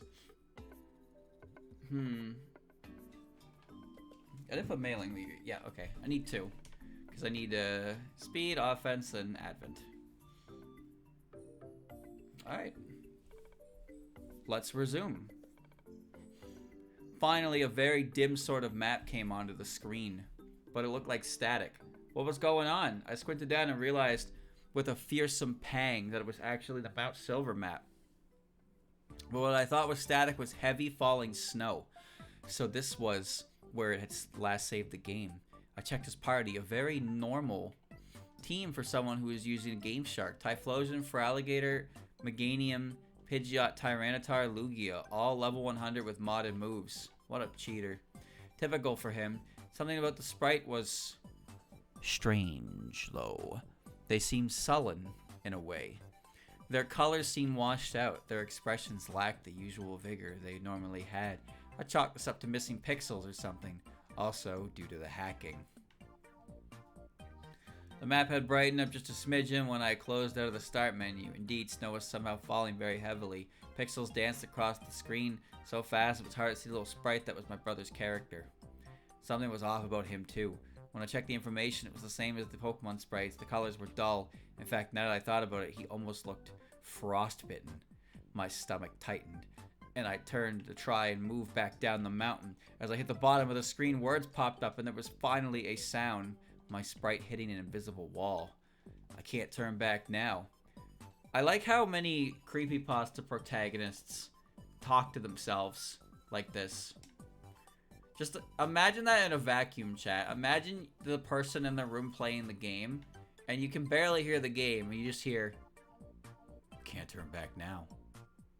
But there's no background music or anything. It's just someone in the room talking to themselves. Alright, Swifty. Swift mailing. Didn't I catch a mailing? D-mailing. I think I caught attack mailing. Maybe that's what it was. There's D-mailing. She's got pants on. And Solar is up top. Advent mailing. Good. 3 mailings. And we'll begin the next set in just a moment. Don't worry, Chad, I know you're dying to know what happens next, and I am too, but we gotta take this at a better pace. It's coming. Just be prepared.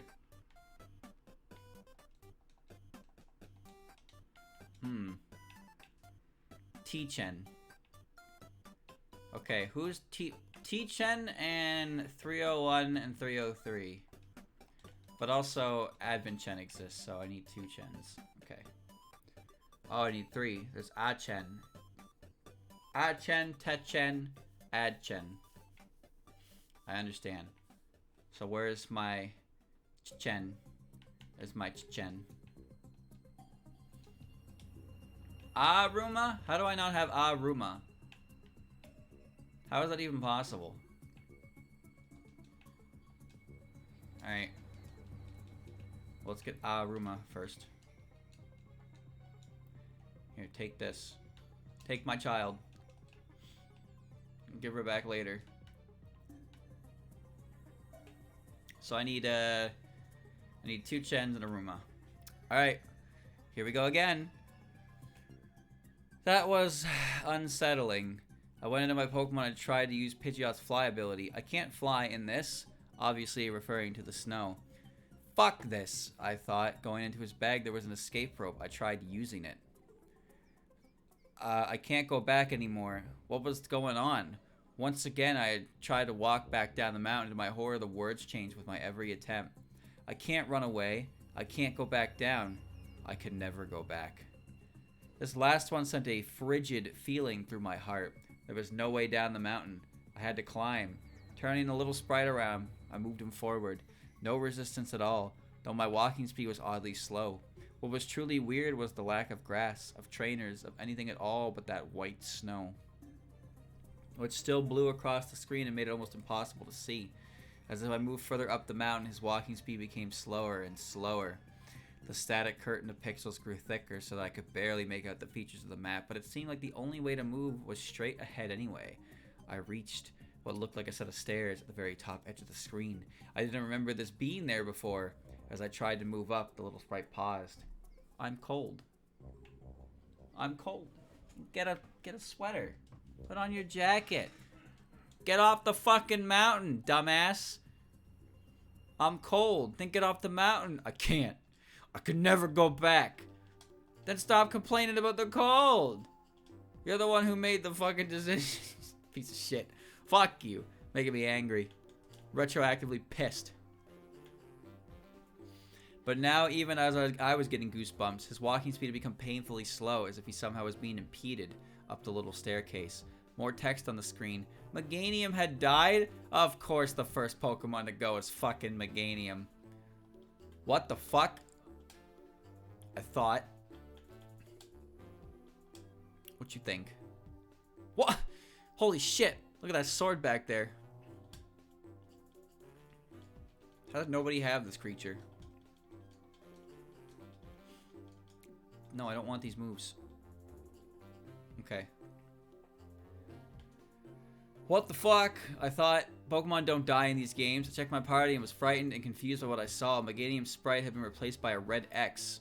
All my other Pokemon sported varying degrees of damage, though I hadn't battled once. I went into my bag and found a single revive and tried to use it. It's too late, it said. What kind of Easter egg was this? There wasn't much else I could do. Trying to turn around yielded some same messages before, so I kept moving. Pidgeot has died.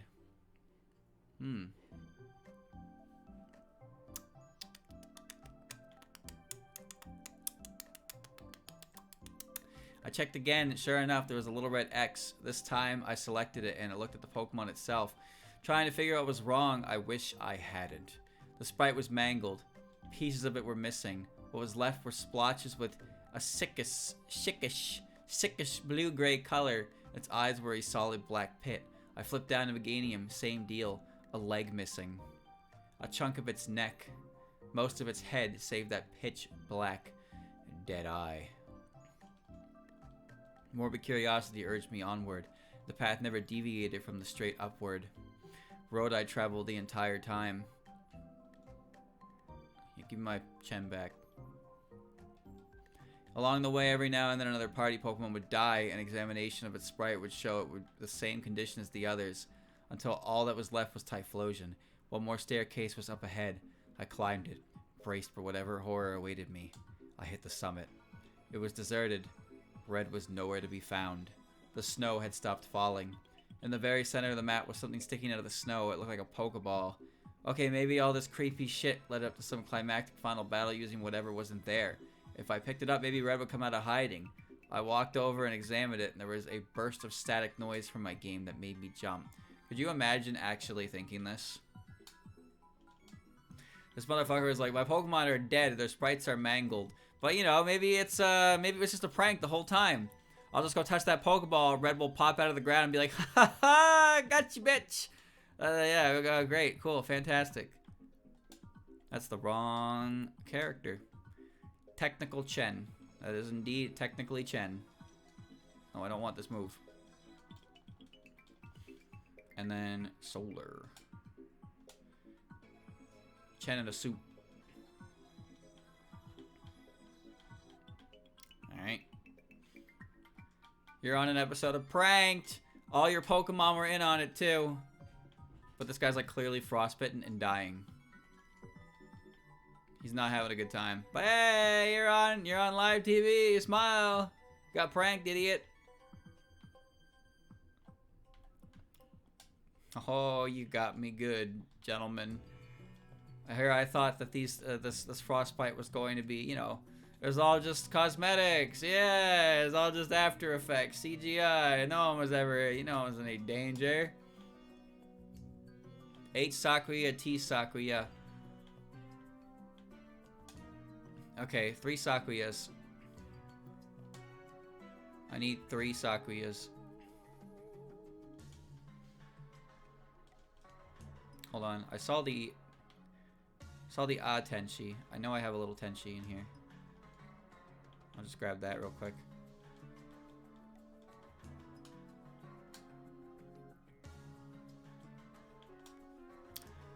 There we go. Takes care of that one. I'll probably need her again after Sakuya, but for now I'll just do this and get 3 Sakuyas. So I need the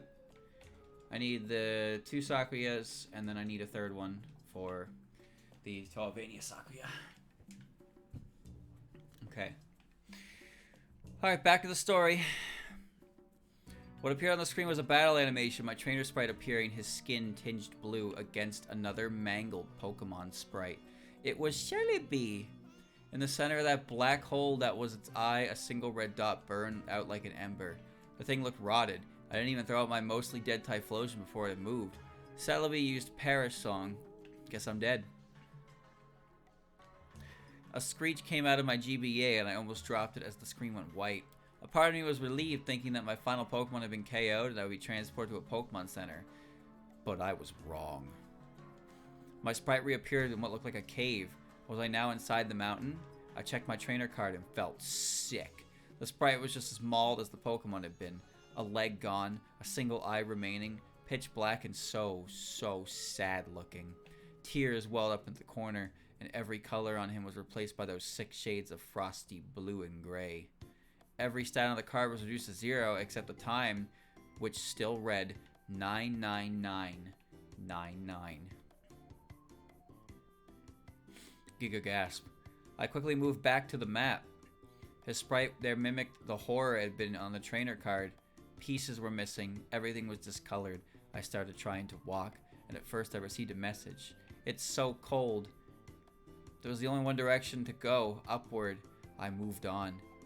And every now and then, I would be stopped by a message that made my heart sink lower and lower. Mother, it feels so cold. I can't go on.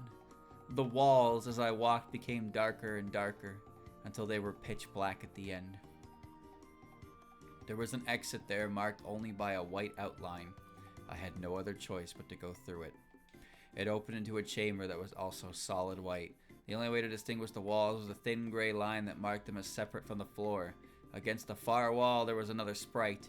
Red sprite. Intact. I had come this far. I had to finish this. I walked right up to him and hit A. Ellipses. A battle started. Red sprite had none of the deformities that marred my own. The colors were the same, blue and grays, but he was intact. He just looked extremely sad. His first Pokemon came out, Venusaur. It was just like my own had been, but level 0 with a speck of health. I sent a Typhlosion who had just 6 hit points HP left. No Pokemon made a sound when they were brought into battle. Venusaur used Struggle. There was no animation, just a single point of damage done to Typhlosion, and then the opposing sprite chopped off the screen. Venusaur has died. There was no text asking me to switch out. Instead, there was just what I took to be dialogue from Red. Ellipses. Why are they battling? Why are they battling, man? His next Pokemon was Blastoise. Even more mangled than Venusaur had been, it too struggled and died. After each round, there was an ominous ellipses from their trainer. Every sprite was more damaged than the last. His Espeon was barely distinguishable as a Pokemon. I realized somewhere he was sending them all out in order, which he saved one Pokemon for last. Pikachu came out, and it was grotesque. It too was discolored like it was frostbitten. It's missing an ear, half its body and tail. Its head was mostly intact, but its eyes were much larger than it should have been, and glared out at me like pitch black windows into hell. But the thing that got me the most was the giant smile that extended almost all the way to the edges of its head. Its health was somehow at 0, or at least looked like that way. My hands were shaking. I didn't get a chance to attack. Pikachu used Pain Split. Pikachu has died. Typhlosion has died. That's not how Pain Split works as a move, but that's okay. Nice picture you got here. Looks very cold. Alright. You can't see. It cut back to the image of Red Sprite, and now it looked like mine. With his body so butchered, it looked like a carcass stripped of most of its meat. Why? Except it had the same soulless, deranged eyes as Pikachu. Finally understood what happened. They were dead. They were dead, and this sub-level of the mountain was the hell they now existed in. Red finally spoke. It's about time. I've been waiting years for this. What did he say? Find out in 5 seconds. Oh, man. Oh, man. Here's the dusk one. Yep. KD Sakuya. Craft Dinner Sakuya. Lunatic. Stop learning these moves. Sakuya's World. Soul Sculpture. Those are cool moves you're trying to learn there. Technical Sakuya. Okay. I don't want. And what? Was it defense? No. Dawn? No. Swift? No. Support? Yeah. Made Sakuya. H Sakuya. No, I don't want these moves. Stop. Stop. Stop. I don't know what Sakuya's World is. Doesn't matter though. It's probably a really good move. Alright. Now we need Daiki and Aiki. Okay. Daiki and Aiki it is. First things first. Send them on their way.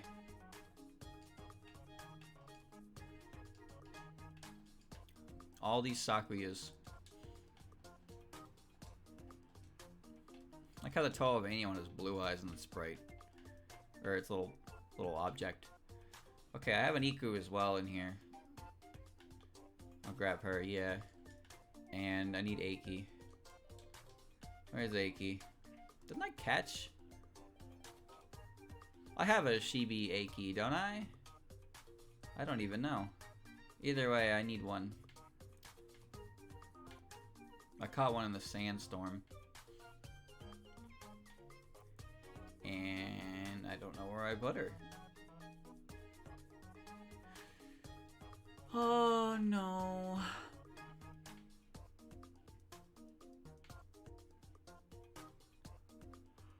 Oh no. Where are you? Oh, I have a Shibi one. Okay, but I still need another one. Alright. I need one for A, I need one for D. That was Deku, right? Yeah, it's Deku. Okay. Defense. Defense, defense. Where's defense? Alright, there's Deku. And now I need one Egu. Alright, here we go. Back to the creepypasta. Whoa. Whoa, boy, here we go. Red finally spoke. It's over. The screen flashed black and white for a moment. Used Destiny Bond. Oh. Who did that? Red? I don't think he can do that. He's not a Pokemon. A horrible, hideous screeching started to issue from my GBA. The screen went white, and it shrieked at me.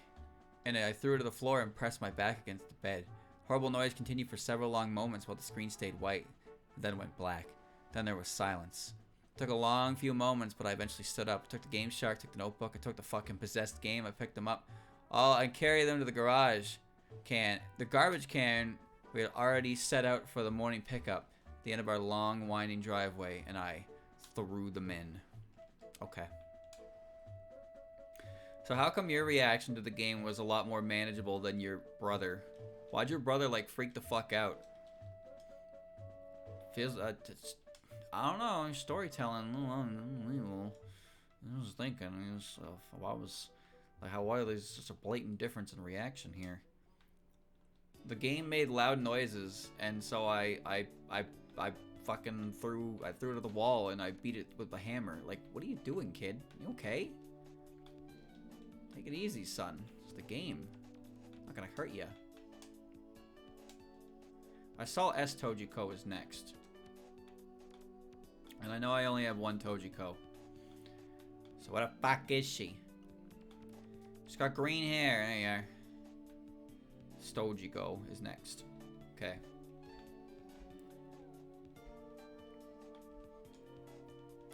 Here we go. He was a dirty cheater.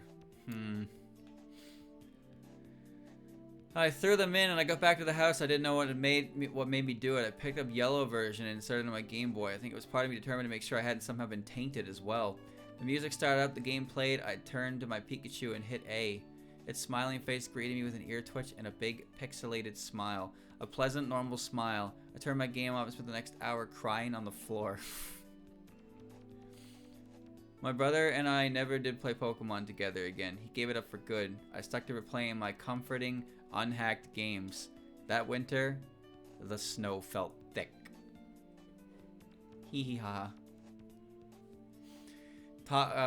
Comments. To be fair, this isn't really that good, and it's pretty cliche, but I still like it. In fact, I liked it enough to make updated versions of the sprites of all the Pokemon on both Red and Blake's team. Pre-evolutions and new evolutions added, since Gen 2 included. They're on my Deviant account here. Linked is a Deviant account. A Deviant art account for Deviants. Along with shiny versions I made for the Pokemon Adoptables website. They still haven't been implemented, mind you. 2016, by the way. Well, it was sort of good and sort of bad, but one thing for sure, it was readable. That is a good comment. It was readable. I'll give him that. You're right about that, brother. All right, what's next? Next is, oh no, 311, 312, and 313. Oh, I don't have Aiden. I don't have her. I've seen her, though.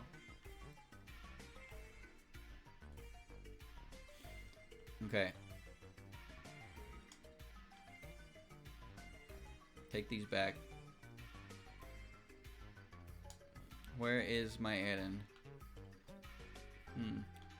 Nazarin, Yatsuhashi. Oh, regular Yatsuhashi and Nazarins. Okay. Fuck is Yatsuhashi? Another one in the level up. Where's my rat? How's he not like the first thing in this box? Where's my rat? There you are. Okay. So I need one rat and I need an add-in. Where's add-in? There's add-in. One rat, one add-in. Dr. Mouse. Okay. Good story. They use creepypasta cliche number 16. Main character finds a copy of game without its sticker 9.5. I watched a reading on this a while back on some ordinary gamer's YouTube. It's quite a good pasta, unlike some like Sonic.exe. Overall good, 10 out of 10. That was so good, 10 out of 10. Credit the original author, please. My favorite sprite of this creepypasta is Pikachu. It's an interesting story, 8.7 out of 10. I am so glad it is read by Sog. Best creepypasta I've ever seen, 999999999-1.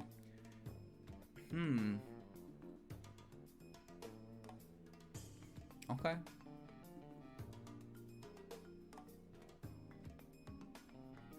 Alright, there you go. I am dead.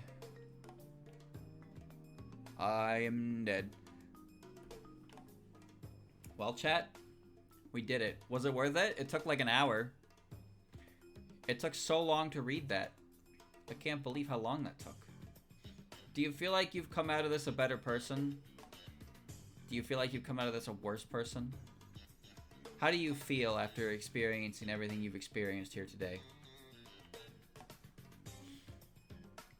It was snowy and cold. I walked up the mountain and my Pokemon died to frostbite, and then I died to frostbite, and then Red was there and he wanted a battle and his Pikachu was an asshole. And then we both died. And then my Game Boy read at me. And so I threw it in the garbage can. Then I had to explain to my mother why I threw out my Game Boy Advance in the garbage can, because the evil Pikachu screeched at me. And then I got sent to the psych ward. I am not afraid. I feel nothing. You know what scares me? Nothing. That I'm going to tell you anyway. I don't need you using that as leverage. Don't need it, man. No secrets revealed. Not on this stream. Can you give me a fucking egg? I know Aiden is picky as fuck, but jeez. There we go. Yeah, give me Aiden. Take my rat. No, take my rat. She has no bones in her body. She can do anything. She's made of rubber. Oh, they just get better and better as the years go by. It's a certified classic moment. Anyway, back to more important, very engaging conversations that could be had. Like this. Whoa, Adam with a bow and Adam. Amazing. She's not even the best puppet in the game. Laughable. Nobody had a Nazarene. Nobody used a Nazarene past regular Nazarene. What a shame. Ooh. Strangled red. Fascinating. What are these? Pokemon Blue Leaf. Tarnished Gold. Buried Alive model. These are all spooky spaghettis. I am dead. Somebody drew that. Crazy. Alright, got my rat. Why is everybody playing these scary versions, man? There's enough Pokemon games already. You don't have to play the scary versions. Live and let die. What do we do now, man? The energy has been sapped. The creativity has been destroyed. I've read the... Wait. What is Lazda Polodi's Five Nights at Freddy's 4? What's that? I clicked it. What? Why is there a picture of Sniper? What the fuck is this?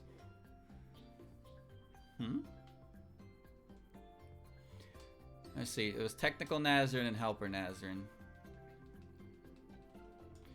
Nobody used these things.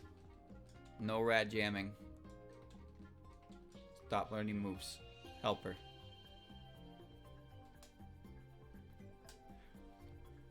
Support rat. Excellent. Okay. We're gonna read a chat. It's Lazol de Pelodis FNAF 4. I don't know what this is. So that's Yatsuhashi, that's Ben. So we have Ahina, Skomachi, and Akomachi. Who's 316? We need Hina first.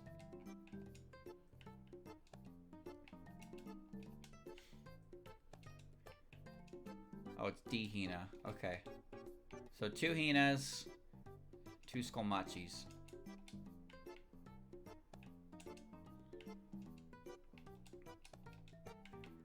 Wherefore art thou, Hina? And Komachi.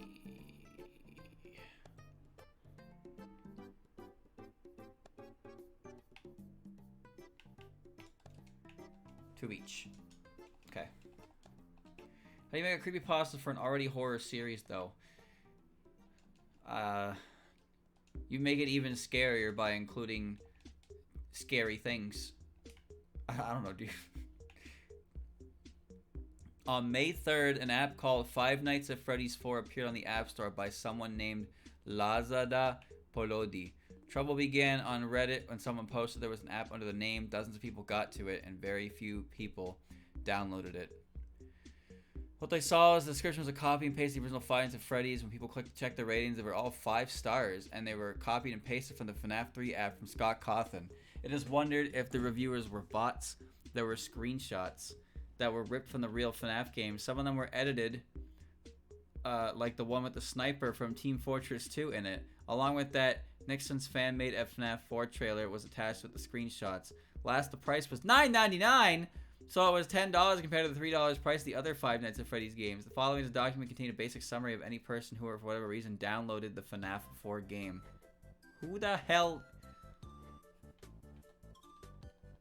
Okay. What is this? I mean, this is Kirby music. When the player finishes downloading the game, the title will read... I can't read that. A Google translation has said that the language is Greek, and in English has said, where is the hidden key to unlock the treasure in the difficult maze? When loading the game, a picture of an upside-down teaser for FNAF 2 appears. Next, the main menu is pictured off the web with Pinkie Pie riding on Freddy Fazbear. The music in the background is just sounds of wind blowing with some dog barks. Doors creaking, girl screams, footsteps, and a bunch of random sounds. There were 2 options, start and info. Going to info gives the player this. The game was created with the support of iSpace Inc. Special thanks. 1. Customers and viewers. 2. Excerpts of the song City Hunter Sexy Love. Sexy Love in My Freddy Game. Sound effects, soundbible.com. Free icons, findicons.com. Supposedly there is a credit screen, but no mention of the author's name. Pressing anywhere on the screen sends you back to the title screen. Pressing start gives you a random question, all in lowercase letters. After that, this message appears. How about sword game? Ask. Is the kind of game action. The gameplay is where you are Freddy Fazbear. On the top left of the screen, there are 5 hearts, meaning you could get hit 5 times before game over. There was a percentage bar, meaning a time limit. Surprisingly, the timer isn't consistent, meaning it drains more than 1% at 1 second. If it runs out, it's game over, but a message saying 146% finished so fast appears on the bottom. On the top right on the word that looked like it read Arhut, it acted like a pause button. Arhut. Good. The controls are 3 buttons, 1 to move left, 1 to move right, and 1 to move up. The pink guys in the background don't do anything and are probably just for decoration. Everything that moves is trying to kill Freddy Fazbear in the game. Foxy, bats, anything that moves. The pumpkins you collect don't do anything, and the clocks give you more time. At the end of the first level, you get some intro into some dialogue, and they all say this. All they say is this, except the numbers are going up. Timothy Dialogue 1. Timothy Dialogue 1. Okay. Hina grew 2 levels and all that walking back and forth. Damn. Alright. Take my Skomachi. You're lost? Well, that basically, I don't know exactly what this is, but it seems to be basically recording and explaining a bogus app that popped up. And we're just going to keep reading now. I'm going to wait for the hyper-realistics. After several messages like that, the game crashes and sends you back to the home screen. In the game, it was reported that there was a hidden level select. The player presses anywhere on the screen 10 times. And it gives you this message. You, winner. PSY accepted. You have opened all the stages. What does that mean?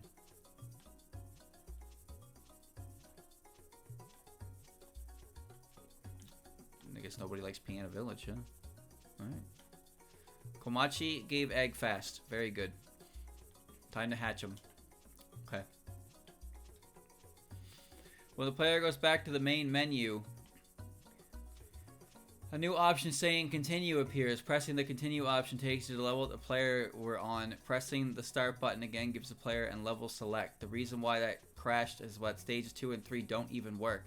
If the player tries to fix stages 2 or 3, it crashes the whole game. Picking the final stage, this time it gives the player the message before starting. What game image? Funny. It's another side-scrolling stage with a lava cave in the background. After getting through the stage, this message, like the first stage, appears when going up in numbers. Naval Any Dialogue 1. After all that, the screen faded out and it sends the player to a screen that says, "You win!" Made by DD Company. Okay. Hold on, before we do that. Swift Machi. Does the S stand for speed or does it stand for stacked? Because I'm pretty sure Komachi's not known for being very fast. Defense Hina. How did nobody use this at all in the game? Tech? Nope. Shiny? Nope. Dusk? Nope. Power. For both of them.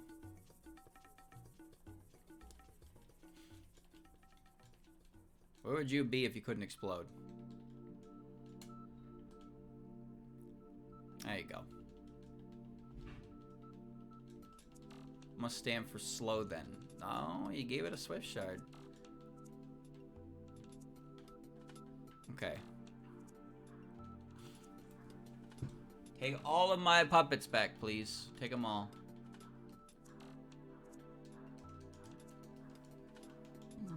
Okay. Who's next? Suako, Utso. Okay, 2 Utsos and a Suako. I don't think I have an amazing frog. Do I? Utso is somewhere in here.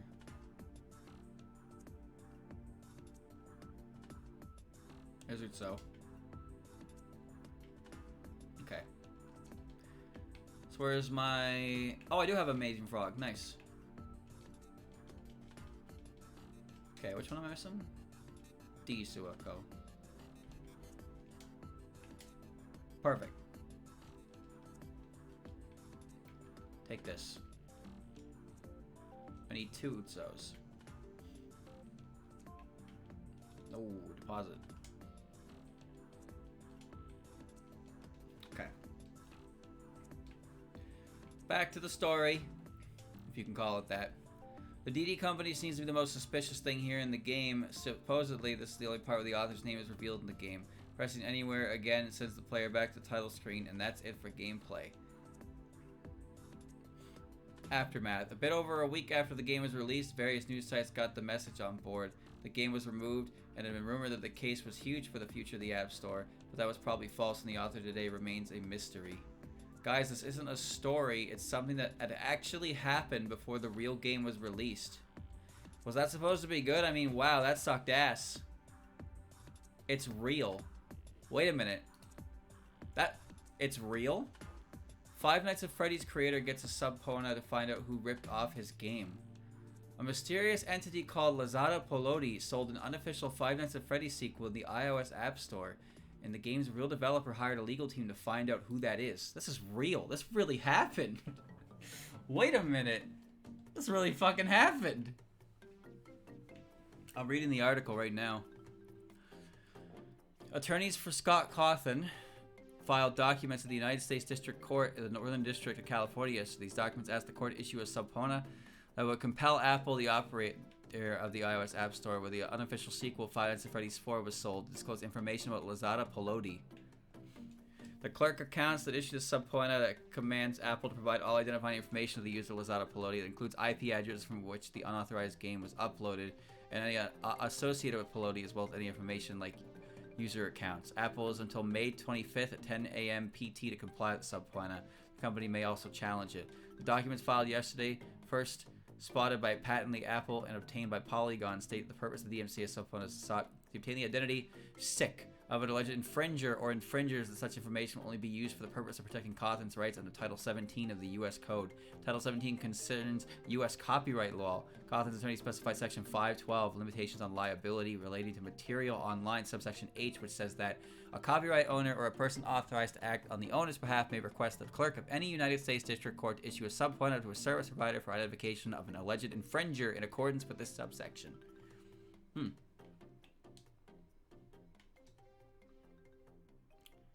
Essay. Okay. I get it. Essay. That's support, not Swift. Pikmin. Yeah, give me that weird Pikmin music.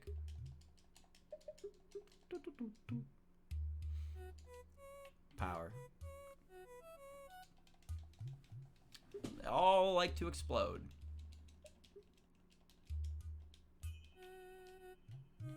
Okay. Just gonna depose.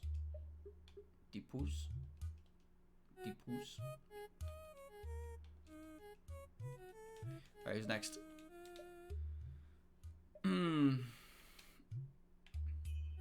Who is 324? I don't have defense Seija. Okay, 324 and defense Seija.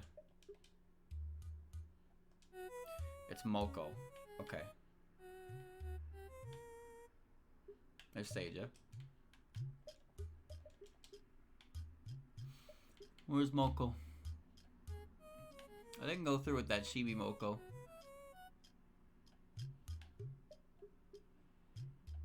Where are you, you little bastard? What?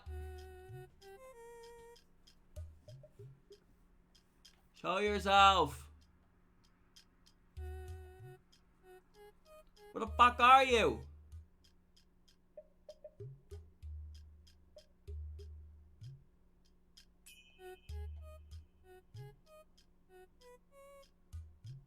Huh?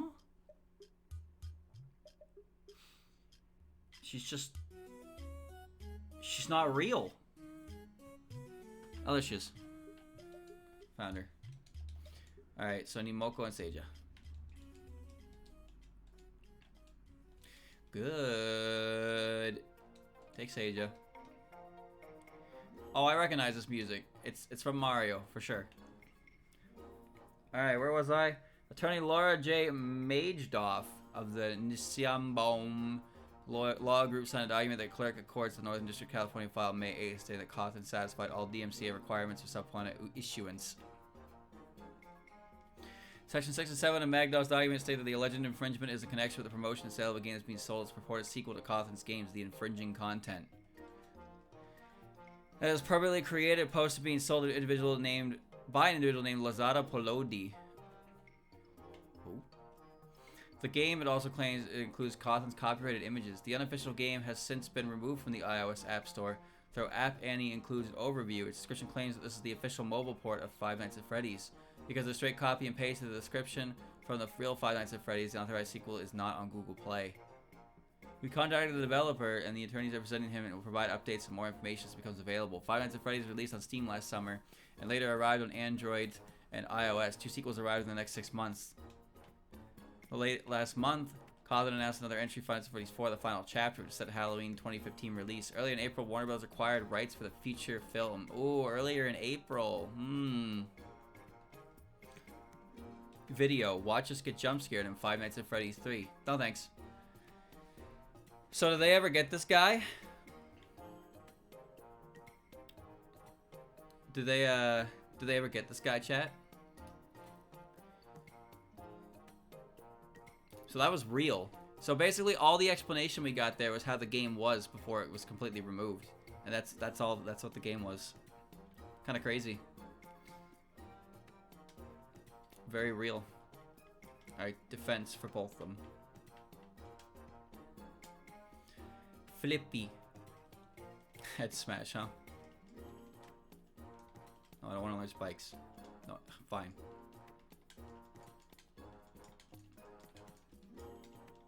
Reversal, huh?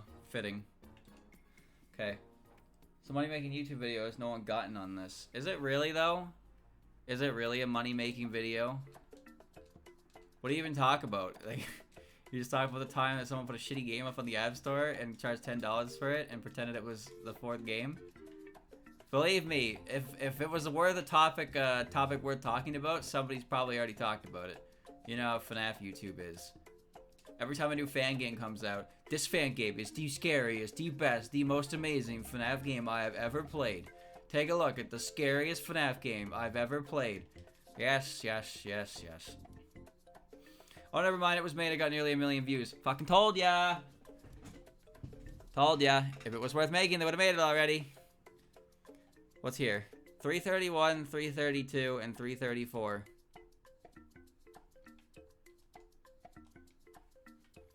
What are these? Warning. Warning. Alerta. Alerta. Stardew Valley has received a massive 1.6 update, but for some reason Dragon Quest Builders is the screenshot. Okay. Amistia and Nue. Okay. Amistia and Nue. Do I have a little Mistia? I don't think I do. I think I evolved her.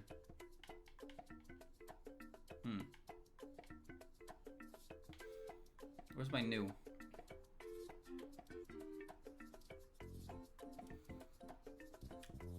Where's my new?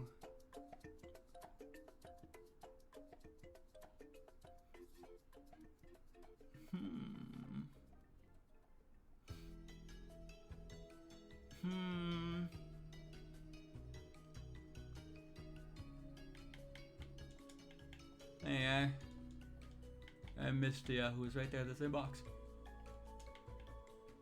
Okay. You can now drink mayonnaise in Stardew Valley. No way, that's not true. Hey Chad, are there any Stardew Valley mods that replace everybody with Touhou characters that actually looks good? Asking for a friend.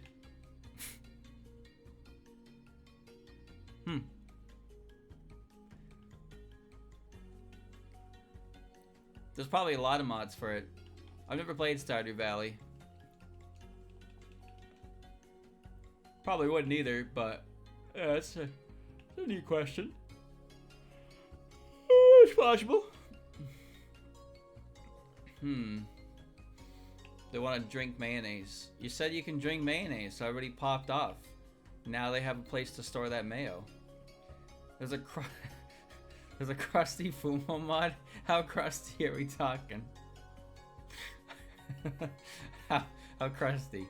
How crusty? Does it turn everybody into really, really bad Fumos?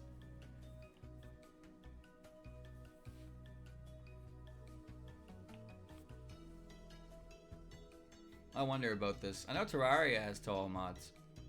They're just furniture. Oh.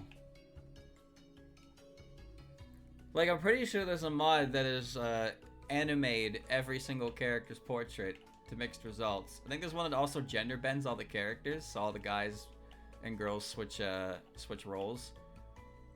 But I don't know for sure because I never played this game, so I never looked into that.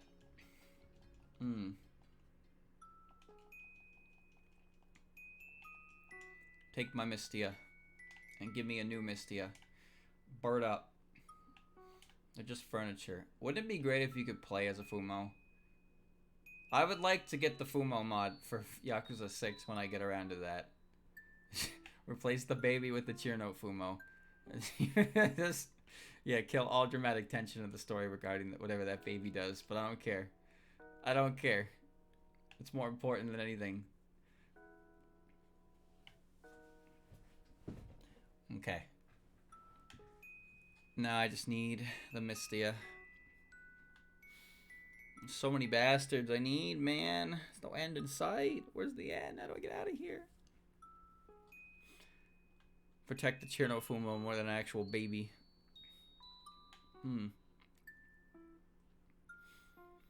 It only works because it's a Chirno Fumo. That Fumo has like otherworldly powers over individuals. It's just that's what it does. I can't explain it, but when you think of Fumos, there's like two characters that come to mind. It's Reimu and then Chirno. It's got to be one of those two. It sounds like Animal Crossing music. I forgot what Misty I needed. Shit. Oh, I'm gonna go to Veilstone real quick and buy more shards.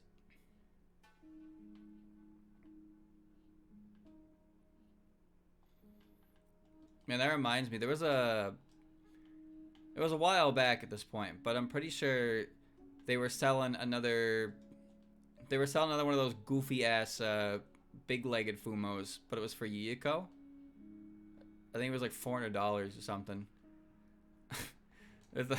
That fucking that stupid Moko with the huge legs. Oh my god. I think we're kind of okay on those shards. Oops. That's what the zoom is, by the way, chat, in case you were wondering. The zoom is that Fumo. It's just got freakishly long legs, and it's like hilarious. But yeah, I think they made a Yuyiko one.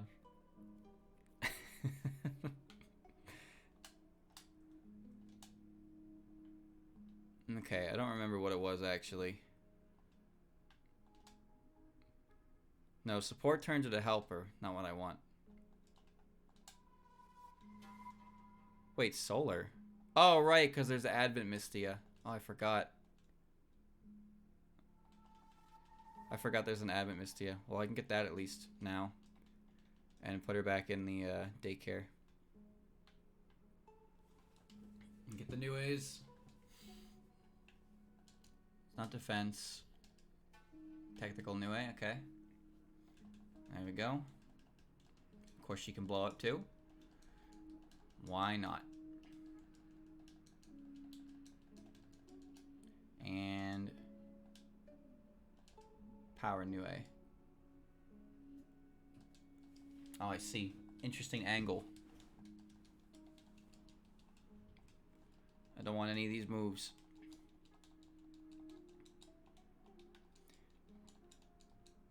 Yeah, take Mistia back. Okay. I know about the Yuyiko balloon, yeah. I know about that one. These things are expensive. You can't really, like, can't just drop them. It's one of those funny bootlegs, though. You gotta get a Fumo for cheap. Thankfully, nowadays, it's pretty easy to get an official Fumo. Since everything they do is made to order now. It's not exactly cheap, mind you, but when you think about how you were supposed to get Fumos back before I was knew anything about Touhoumon, man, that was a battle. But now it's like you just put your order in and they make it for you. It costs a little extra than the usual way, but at least you guarantee you get it. That's kind of the important part. And you pay shipping, and it's like $80 to $100 depending on where you live. Which for a Fumbo, not bad. Gotta say, not bad. It's like 3,500 yen, I think. Now, to be fair, the yen is dog shit right now, so probably better deal now more than ever for anything. But usually I find that it comes to about $30-ish Canadian, and then there's all the import taxes because Luigi, power rocker. I do not want to spend money. All right. When they first combined with Ami, they didn't have made to order. They had a restriction, and the servers, that site has clearly never experienced that much traffic before, because they just didn't really know what to do about it. Awesome Nintendo music, but it's 2008. Okay. Damn. It really is 2008.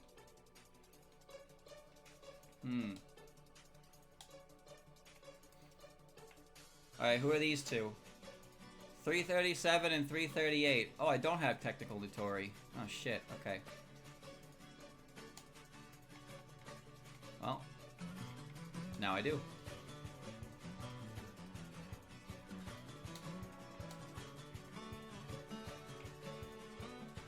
Robot suit.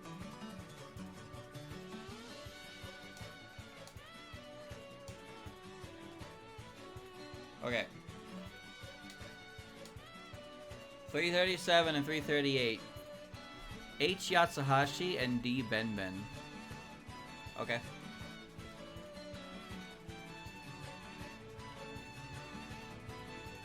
Benjamin. Where's Ben?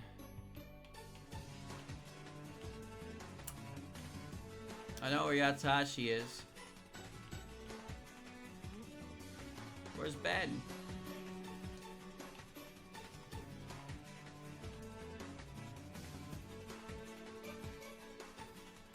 Found her.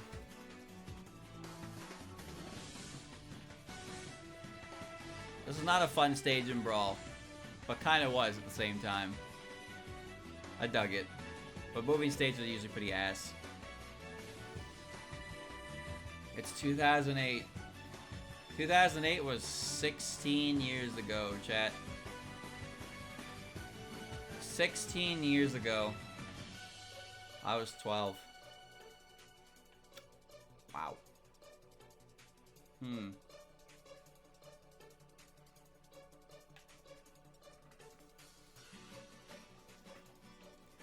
passage of time is not a fun one to discuss.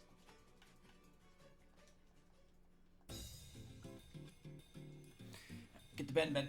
No, get the Ben. Take my Ben.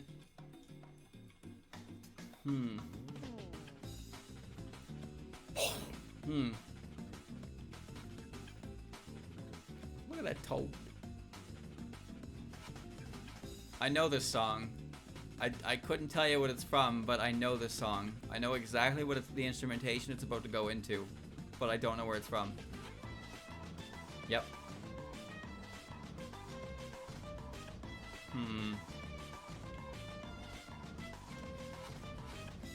Who's helper for you? Okay. Sonic. Yeah, it sounds like Sonic, but I don't know what game it's from. See,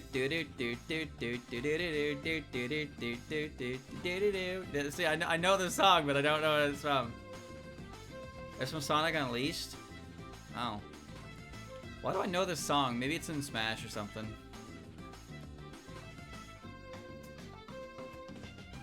Fuck. Windmill Island? Doesn't ring a bell, dog. But I know the song. I think it's in Smash.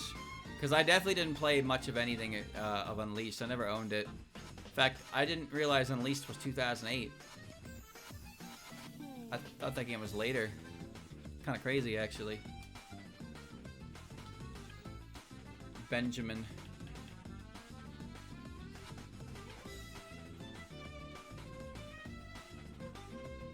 Don't want your moves.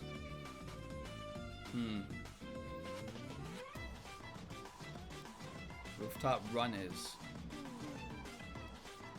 I don't know what any of this means. Gotta speak my language. Gotta put you back in the right box so I don't forget you.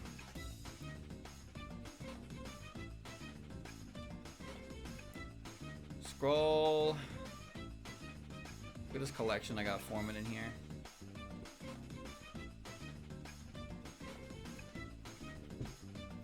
Next. Yam. Probably 2 yams, right? There's spider yam and there's swinging yam. Yeah. Okay. Okay. This is probably the last one I do for the day.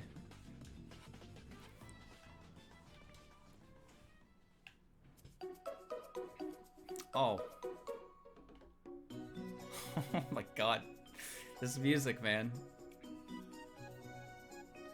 This music.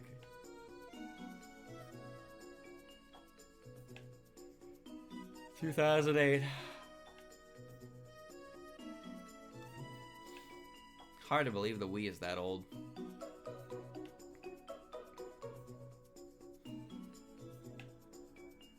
This playlist makes me feel like an ancient man. Oh. Alright.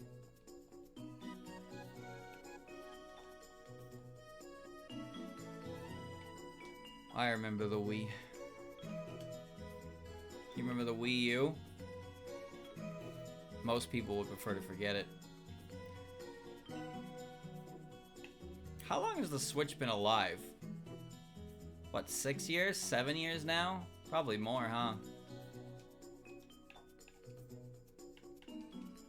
Swift yam. Spider yam.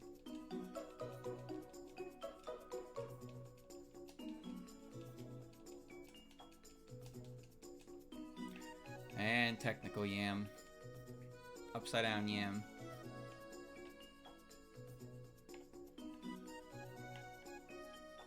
Cool. 7 years. Going on 7 years, I should say.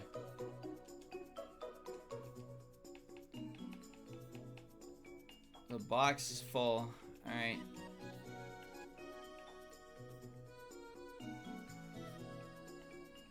Well, we're gonna stop here anyway. 431 obtained. It's pretty good.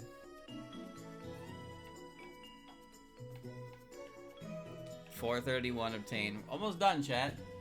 Almost done.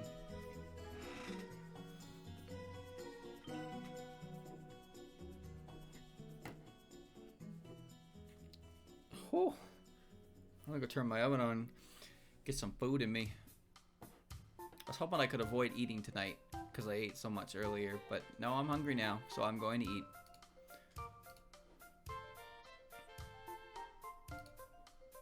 Alright, chat. Good job, well done. We did it together. That's fine. We'll just keep doing it at this rate. There's only 60 or so left, so we'll get it done eventually this way. Should have done that earlier though, like before I started this. That would have been better. But it should be fine going the way we're going. Maybe next time we'll finish it, maybe not.